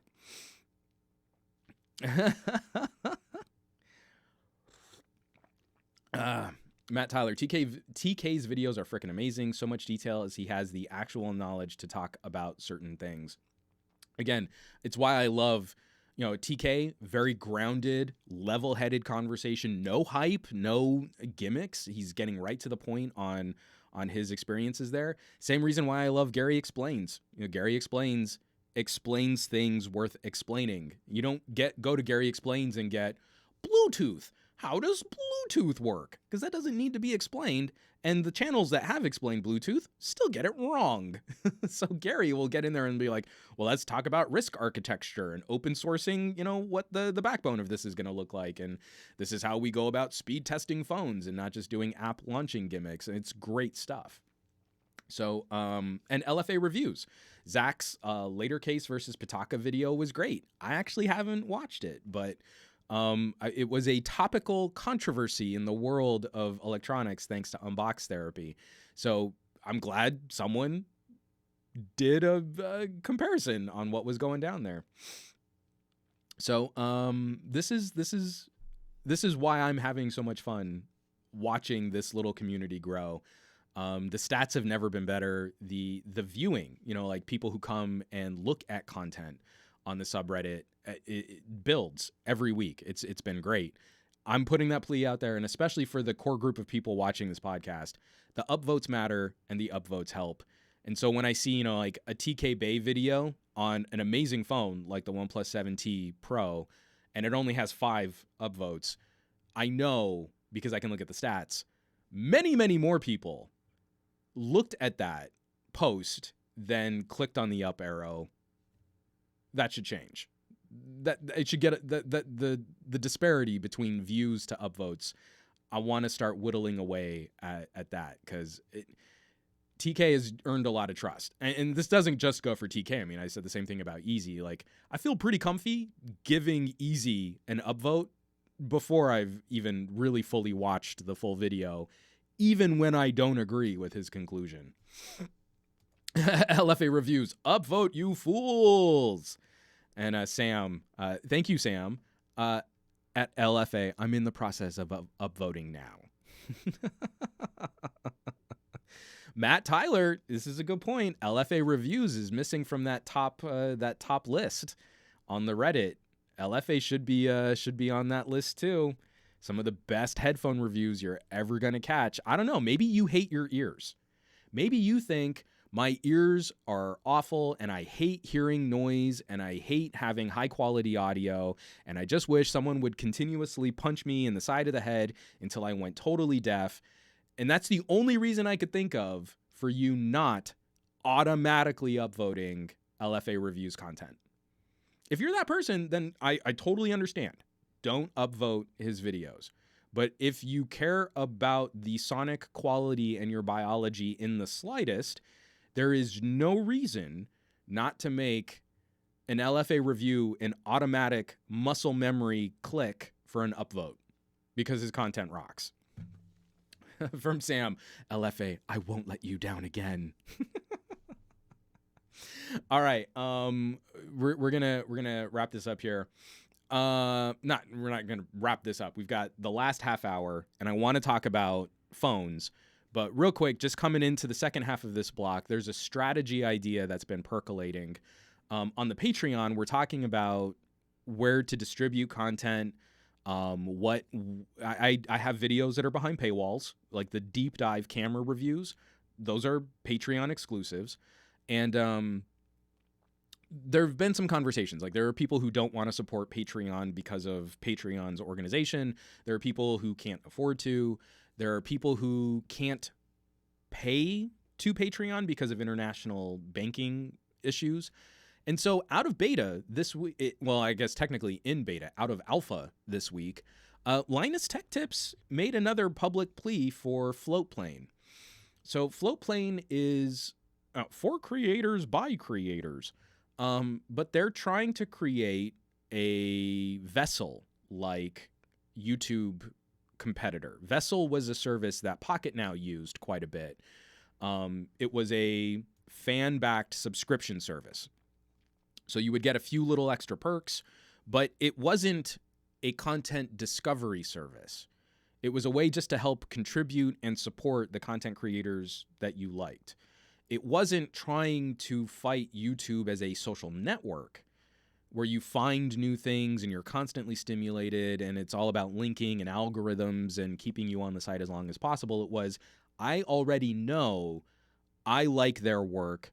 I want to kick them a cup of coffee once a month, something like that. So when Vessel was bought up by Verizon and then Verizon almost immediately shuttered it. I still don't understand the business move there, but they basically just wanted to squash it and they bought it and then killed it because they could. Linus has been playing with this concept for a couple years now. I want to say it's been like 3 or 4 years in the making. So Floatplane is the continuation of that idea. It's completely backed and built and set up by Linus. And I just want to put it out there for the community of people here, anyone watching this podcast. It's the poll under the Twitch video this week. Should I join Floatplane for my own content? It's currently 3 upvotes to no downvotes. So 3 people saying YARP, 0 people saying NARP. I mean, that's conclusive right there. So I should probably jump on that. But, you know, I broke 100,000 subscribers. YouTube still won't turn on subscriptions for my channel. So I can't enable, you know, a higher tier of YouTube. That's still not. I'm at 102,000 subscribers. So I'm well over their 100,000 subscriber threshold. But they won't activate that on my channel. I've, of course, reached out. There's been no communication back from YouTube. Patreon has been actually really solidly communicative in what I can and can't do on my channel and helping me through some copyright issues. And it's been strange that they've been as accessible for as small as their team is in being able to chat through some difficult topics. I mean, even some of the stuff that I wanted to do that I couldn't do, and they were able to explain why it wasn't quite legal for them to be the place to do things like contests. That was greatly appreciated because YouTube has been terrible for that kind of support, you know? So even though I feel like YouTube probably makes money on my videos, there's no infrastructure, communication, or ability for me to make more money with YouTube and for YouTube because they won't activate the things that could do that. So I'm seriously considering making Floatplane another resource. I don't feel like I'm going to jump over and make that the primary, support mechanism. I've been burned before. Vessel was a tough beat, but I want to find other avenues of distribution and other methods of support so that anyone who might find my videos or want to support my videos has a choice. You don't want to do business with Patreon, there's an opportunity for you to take that somewhere else and you could still support the channel. So I'm going to be digging into that this week, and I'll probably make up my mind early January as to whether or not I want to continue the Patreon strategy exactly the same way, or the YouTube strategy, or just start fanning everything out. Like, you can find me anywhere. To that same token, I'm also going to be backing up my videos and reviews here on Twitch. I know a lot of people aren't searching for gadget reviews, pre-produced gadget reviews on Twitch. That's not the flavor of Twitch. Twitch is more about the in the moment, the immediate. How do you watch, and interact with someone live? But the LG G8X and the Eco reviews are here. And I have another opportunity where if anything happens to my YouTube account, I don't have to start from scratch building up another video streaming platform. I just feel safe having a backup, a redundancy.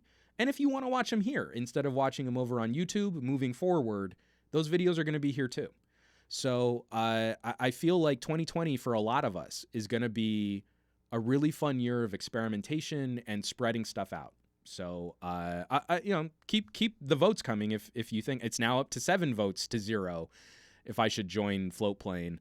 So I feel like my core group here, the good people what are regularly in my live chat, I trust you. I trust you're not leading me astray. Goran Petrovic, this is terribly off color because I am a quarter native. What would be the Native American Indian name for Juan? Talking fast and much great PR sense, sweet tongue. Let's see. I believe my family from Michoacan, so I am definitely part of the peninsula. But I think I also have some Acoma in my bloodline. But I am a quarter Native American, so yeah, I missed out on scholarships because we didn't have genetic testing back then. But I don't know what my Native American name would be.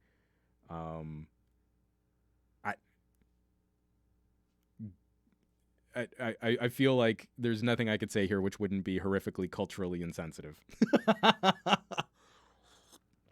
But I'd still just be mostly making fun of myself. Okay. We got the main gadget new topic of the week. The second half of the podcast, we always try and loosely keep it to like reviews and stuff. We're wrapping up 2019.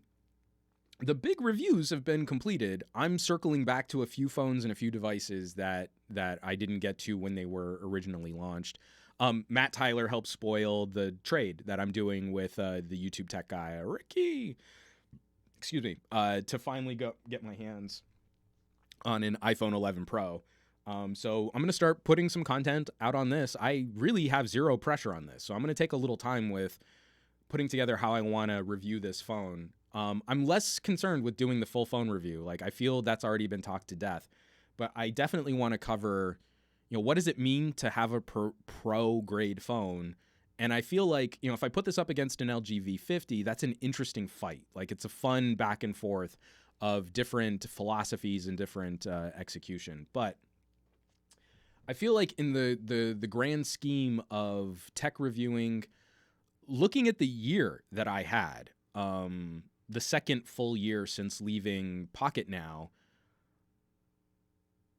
I roughly try to hold to about one major phone to cover per month.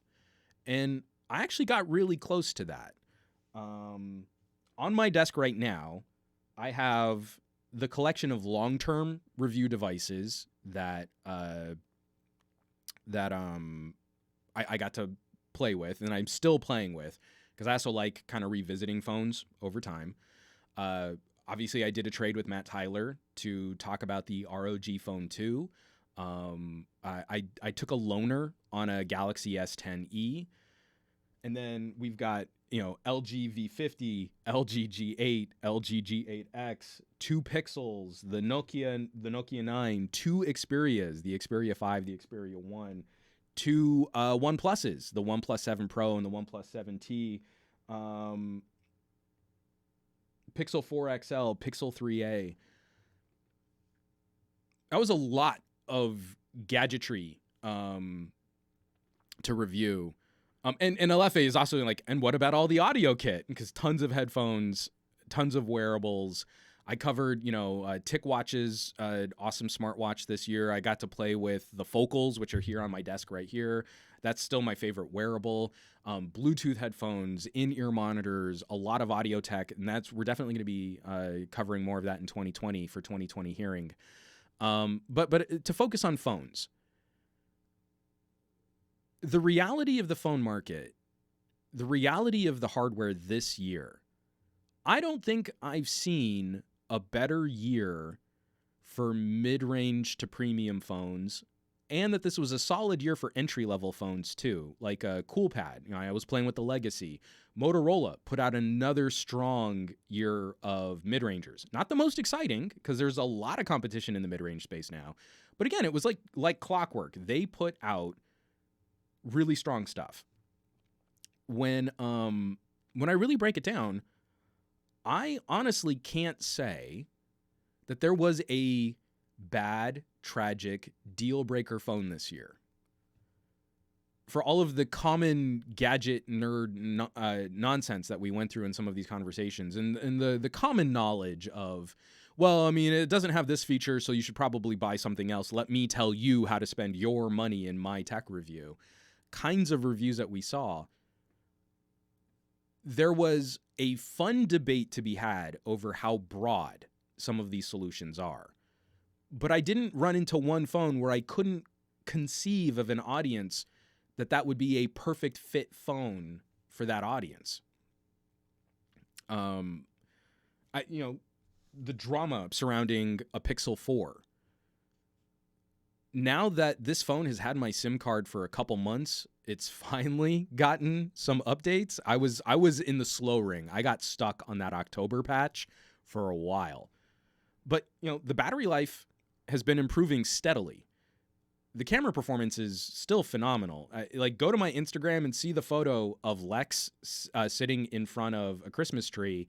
And that's me diving into the carpet while she picks up her Rudolph the Red-Nosed Reindeer stuffed toy to take a picture of her kind of in silhouette against our just lit up and just decorated Christmas tree.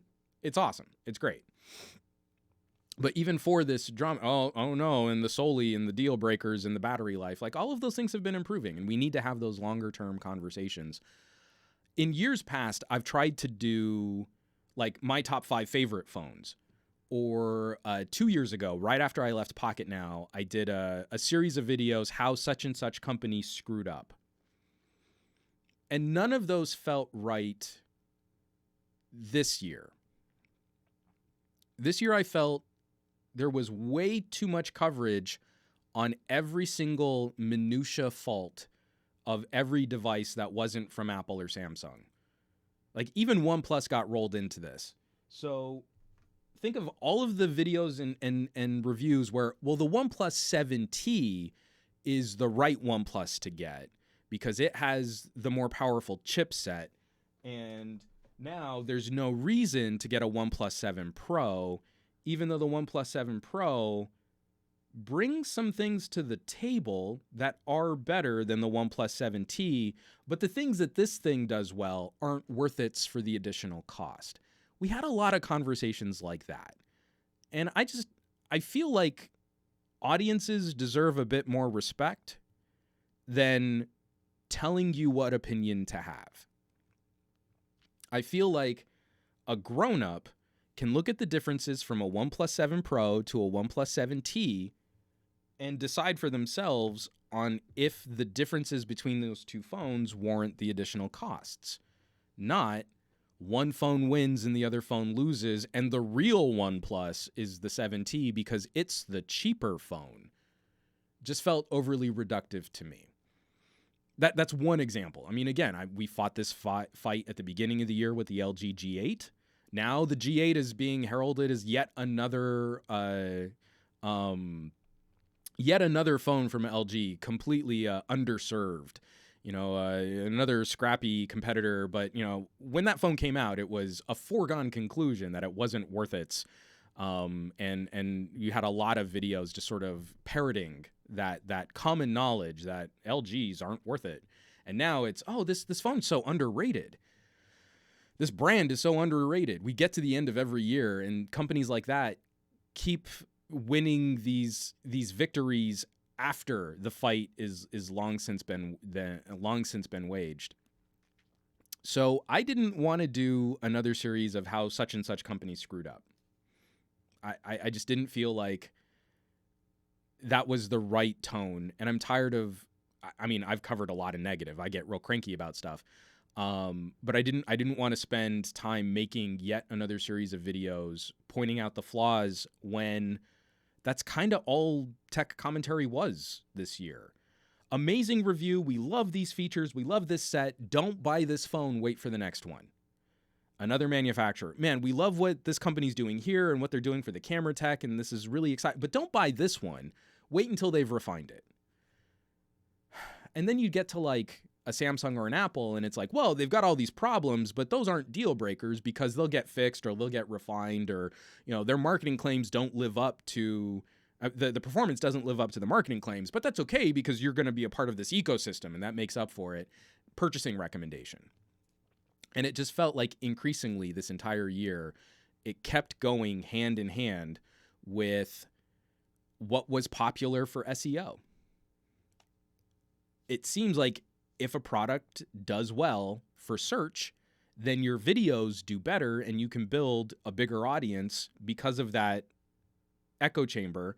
So you'll make more money if you just kind of jump on that bandwagon. And that's not what I got into tech reviewing to do. I've been, like I said, I've been at this for 11 years now, creating content online. I got into this with a slightly more, not journalistic sense, but just I have an overly developed sense of fair play. So this year, I really feel strongly. There was no phone of the year. I can't give a top 5. I'm not gonna give a top 5. I feel there are different sized audiences for every phone. There is a community of people. The Pixel, I think, is a great example. So Pixel 4 XL still has my SIM card. I'm going to be popping out my SIM card so I can run my iPhone 11 Pro coverage. I'm not really looking forward to that. But there's an audience for this phone. Someone who wants a streamlined, first-party, 3 years of updates from Google, directly from the manufacturer, casual shooter but wants a solid camera for the few times that they fire it up, and they want something nicer than the plastic-built Pixel 3a.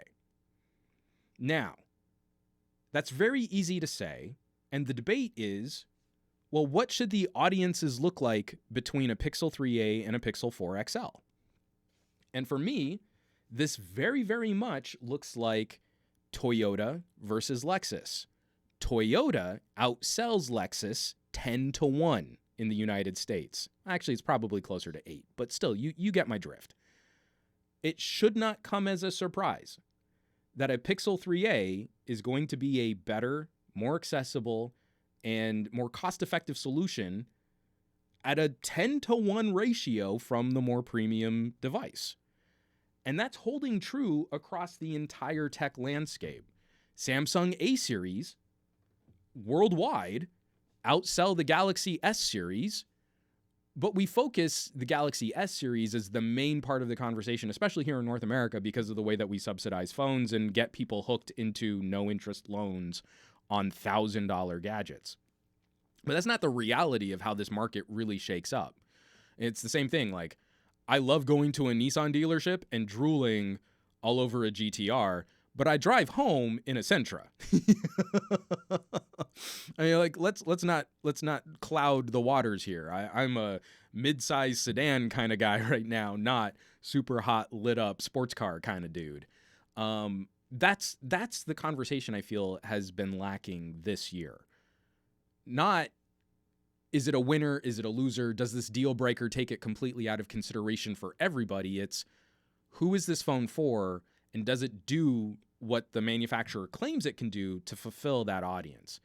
So in light of that, I'm not going to be putting out a 2019 recap. This podcast is going to serve as my 2019 phone recap. I might actually just cut this section out of the podcast and make it its own standalone cranky video. But I really wanted to share that. I've had phenomenal experiences with almost every single phone I've reviewed this year. As much baggage as I throw at Samsung, I feel like Samsung probably deserves a bit more credit for releasing one of the only premium small form factor phones with the Galaxy S10e. I am horrifically disappointed in Samsung for getting rid of the headphone jack on the Note, which I feel is one of the more anti-consumer moves Samsung has made of late. And I feel they've made a few over the last couple generations of Galaxy devices. Removing functionality from the Note 9 and the Galaxy S10, probably gonna start chipping into DeX and removing Linux functionality from DeX. I mean, this isn't a company that just wins by default, the foregone conclusion that they should be the recommendation. I don't feel they're earning their market leader status through the meritocracy of the gadgets they produce. I feel they're more funding the echo chamber of search and advertising that goes into making them the de facto lifestyle choice. But even for me being cranky about Samsung, if you wanted a Mighty Mouse phone this year, there was little that could hang with the Galaxy S10e. That was the preferred Galaxy IMO, especially in light of their in-display fingerprint sensors being awesomely insecure for months before we discovered that they were kind of as easy to trick as they were. This entire ecosystem wrapped up that way. I really enjoyed my time using Xperias, and now I'm kind of hanging on to the Xperia. This phone is supposed to go back. The Xperia 5 is supposed to go back to Sony, but I'm hanging on to it for just a bit because Android 10 is pushing out to these devices. I'm doing follow-ups on some of these older phones. If you're rocking a OnePlus 6, I've got an article coming out soon on Android 10 for the OnePlus 6 and how it improved performance on a phone that already still competes with new phones this year. That's insane. The entire premium market has become so heavily commoditized that these differences between generations and these differences between handsets are super granular. And I don't feel like consumers have really been encouraged to get the bang for their buck out of these devices.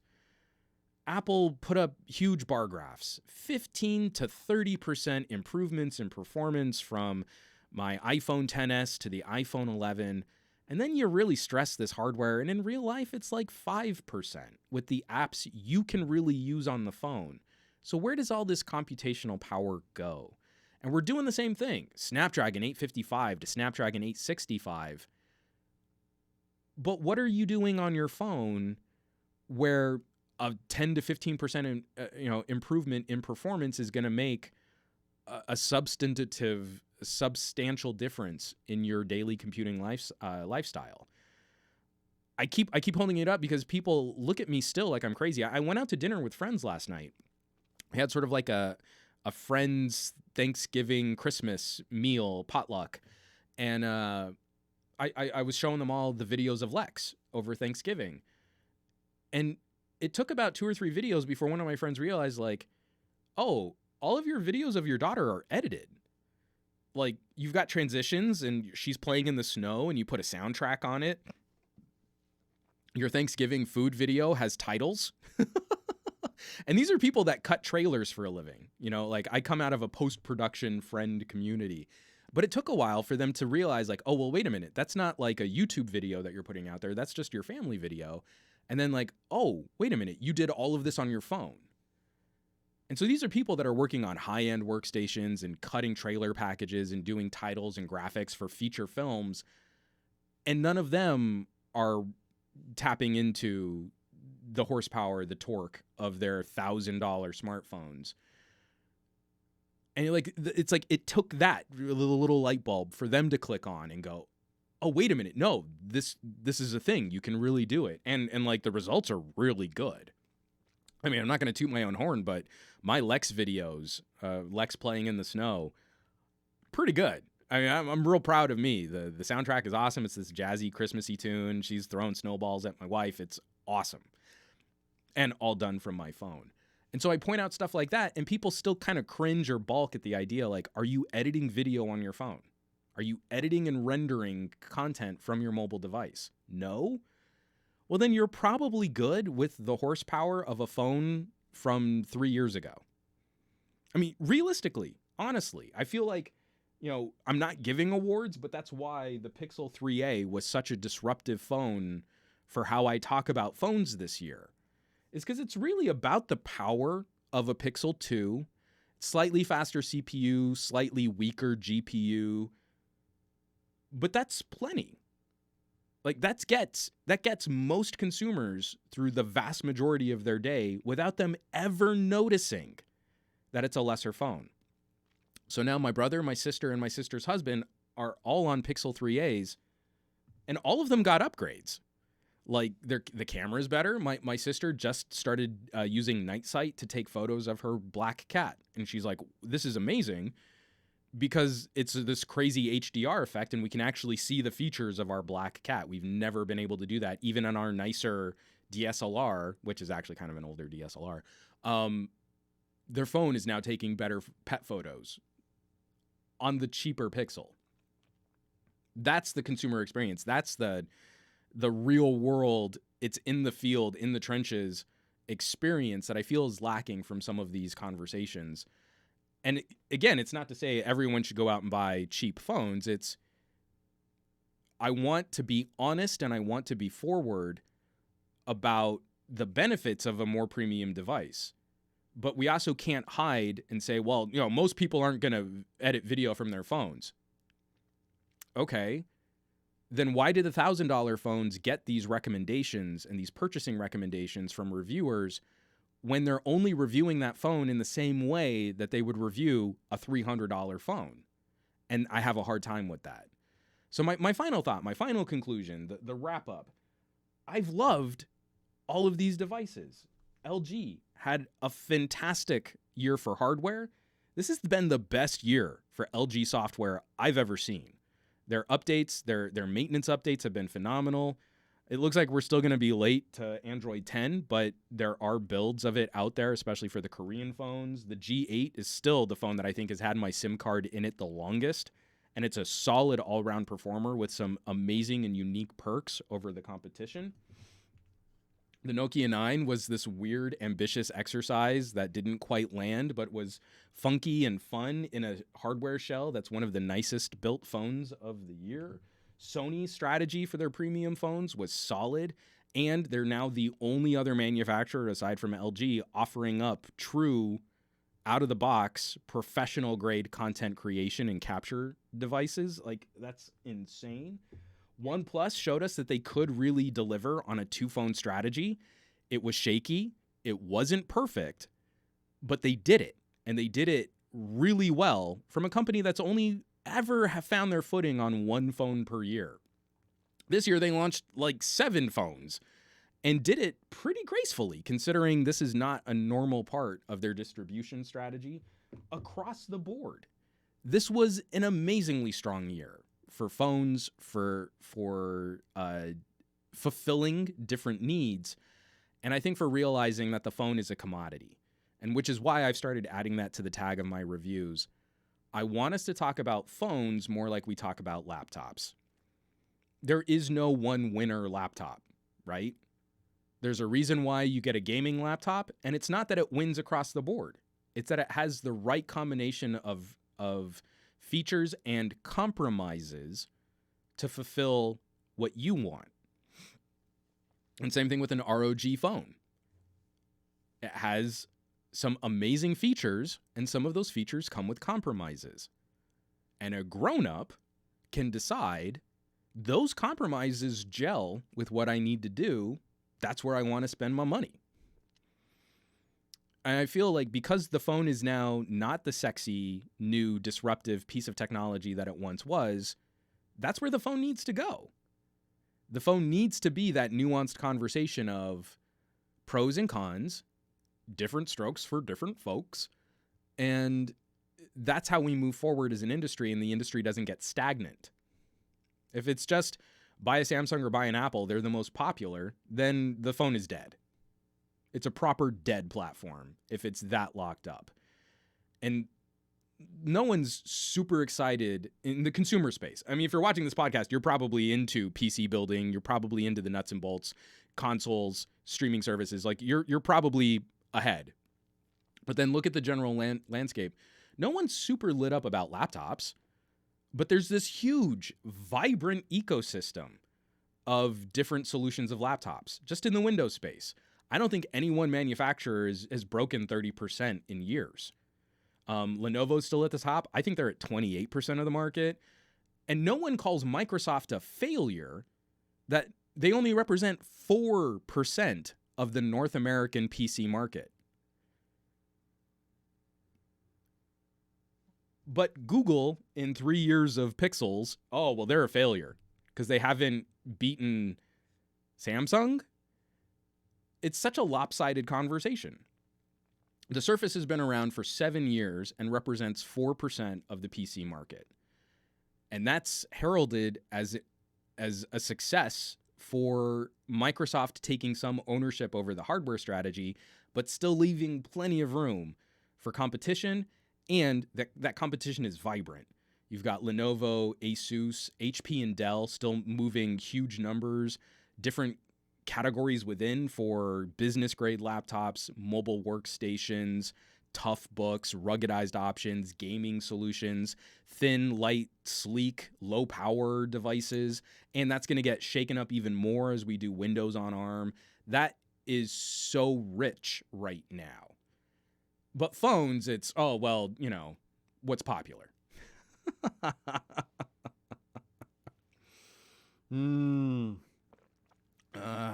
So that's my spiel. I don't know. I mean, like, because I was really thinking about, like, well, maybe I should open it up to some conversation, or what do you think was? Leave a comment down below. Tell me your thoughts on what the best phone of the year was. But there really isn't a good argument for any one phone. I haven't seen, you know, that one solid, like, okay, this is the winner phone. I don't buy it. I don't feel like that's an award worth having this year.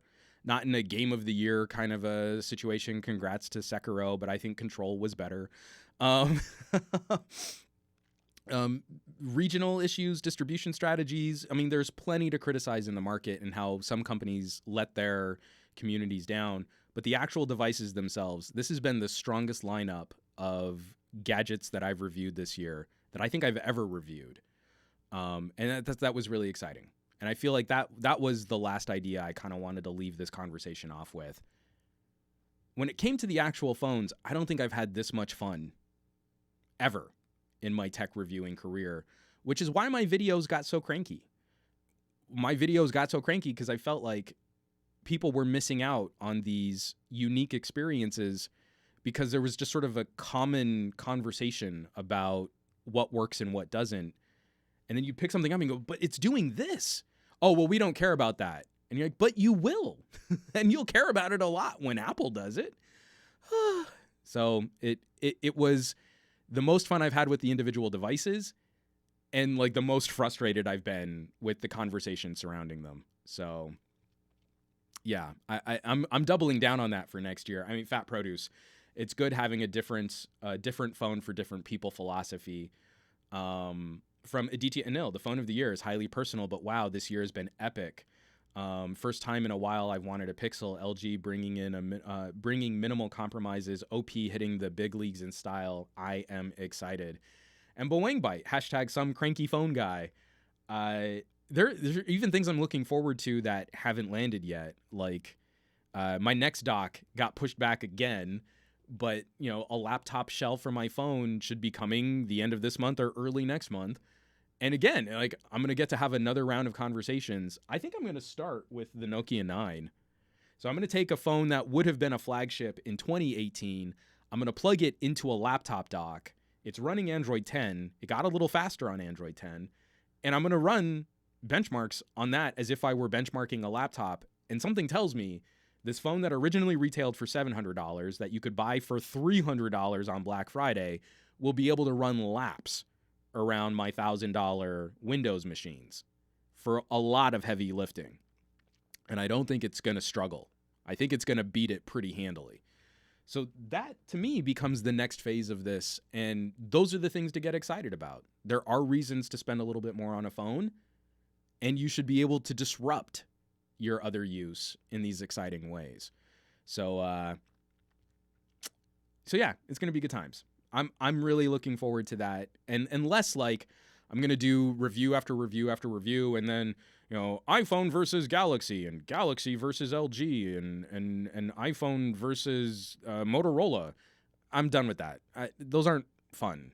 It's just me reading a spec sheet and people arguing about the interpretation of a spec sheet. So now it's time to dig into a bit more of that philosophy. And I know I've got the right crew of people catching at least you know, the sort of ramblings of a podcast on this. So it's time to kind of close this up. My voice is dying and I have to go to the bathroom. Something fierce. I've been drinking so much water just to try and keep up with this show that I'm in minor distress at this moment. But not to completely bury all this, but I want to thank you all for a really fun year of broader tech commentary than I've gotten to do in the past. This was always kind of the dream of bringing some of these topics and more of this discussion to Pocket Now. Why I was really excited to host the Pocket Now podcast. But the realities of working under that umbrella got in the way of some of the ambition that we wanted to try and expand on. Not Pocket Now fighting me, just the realities of getting this content out and having the resources to do it well. And I don't have the resources to do this well, but you all have stuck with an evolving conversation that I think I've gotten a little bit better as a producer. And I still have a long ways to go. But it's been encouraging because some of this stuff gets heavy and some of this stuff is boring and some of this stuff is divisive. I mean, again, I bring up politics and I know it's a topic that isn't enjoyable, but I think we've all agreed that there are problems to discuss. And that to me is what's made this whole transition so encouraging and so hopeful, and why I'm excited to be moving this conversation into a broader distribution strategy and a broader platform for 2020. They're topics worth discussing. It doesn't always mean they have to be the sexiest or the most trending topics. They're still worth discussing. And that's why I've been so appreciative to have you all along for this ride. So I'll toast with a mug, a pickle-themed mug of water to the future, to ongoing conversations in 2020, and to a more philosophical approach to our consumer electronics fun, and hopefully making sure that we're just really getting our money's worth when we talk about this stuff. So here's to you in joining me on that conversation, because I appreciate your support. All right. Fully wrapping this up, we're going to have some iPhone 11 content coming out. My Pixelbook video is almost done. I wasn't able to finish it last week because of the podcast RSS feed going down. That should be back in line. I'm going to have a couple smaller videos out just talking about some accessories. And then we will be doing a podcast next week, but I'm also going to be keeping that super, super chill because that's going to be the 23rd, the day before Christmas Eve. I feel like we all have like time to, you know, especially if you celebrate Christmas, but just this holiday season in general, and with Hanukkah coming up. Or is Hanukkah? Wait, has Hanukkah already come? I'm so bad at that. Apologies. That's going to bug me. I'm so sorry. I am going to be hosting a podcast next week, but it's going to be another low-key pajama podcast, and I really want it to be a listeners take the wheel podcast. So I've got some emails that I think will be fun to read and kind of talk about or answer some of their questions. If you've got some stuff that you want to talk about, hit me up. There's an email contact form on SomeGadgetGuy.com. You can find me on social media. Obviously, it's the end of my spiel for every week's show. Or if you want to get real fancy and record some audio or something over this last year of tech or gadgets, I'll try and play stuff. I think it'd be fun to have a couple clips or a couple samples. I'm going to hit up the Discord crew, the Some Gadget Guy Discord, and see if there's anything that people want to contribute. Not just go, oh, JC, you're so good. But just your thoughts on tech over 2019, 2020. I feel like that's going to be just a nice, fun, casual conversation. I'm not going to dig up news clips. I'm not going to front a bunch of reviews because I've got videos that I need to finish. I'd really like it to be the viewer episode, the listener episode. So if you have any fun ideas for that, send them my way because I'd love to incorporate this community more into next week's show while we've got some casual time before the Christmas duo, Christmas Eve and Christmas Day, just punch us right in the face. So folks, that's gonna do it. My voice just went for reals acid. Wow, we got it to almost 2.5 hours. This is ending here. Thank you so much for watching. Thank you so much, all of you who share and participate. Those of you on the subreddit, reddit.com/r/glowing-rectangles. Thank you so much for contributing and for supporting your favorite content creators. And I'll catch you all back here next week, hopefully with a stronger voice. I want you to have an awesome week with your technology. I want you to do awesome. I want you to be awesome. And I'll catch you back here for another episode of the SGGQA podcast. Thank you so much. I love you all. Take care. I'll catch you back.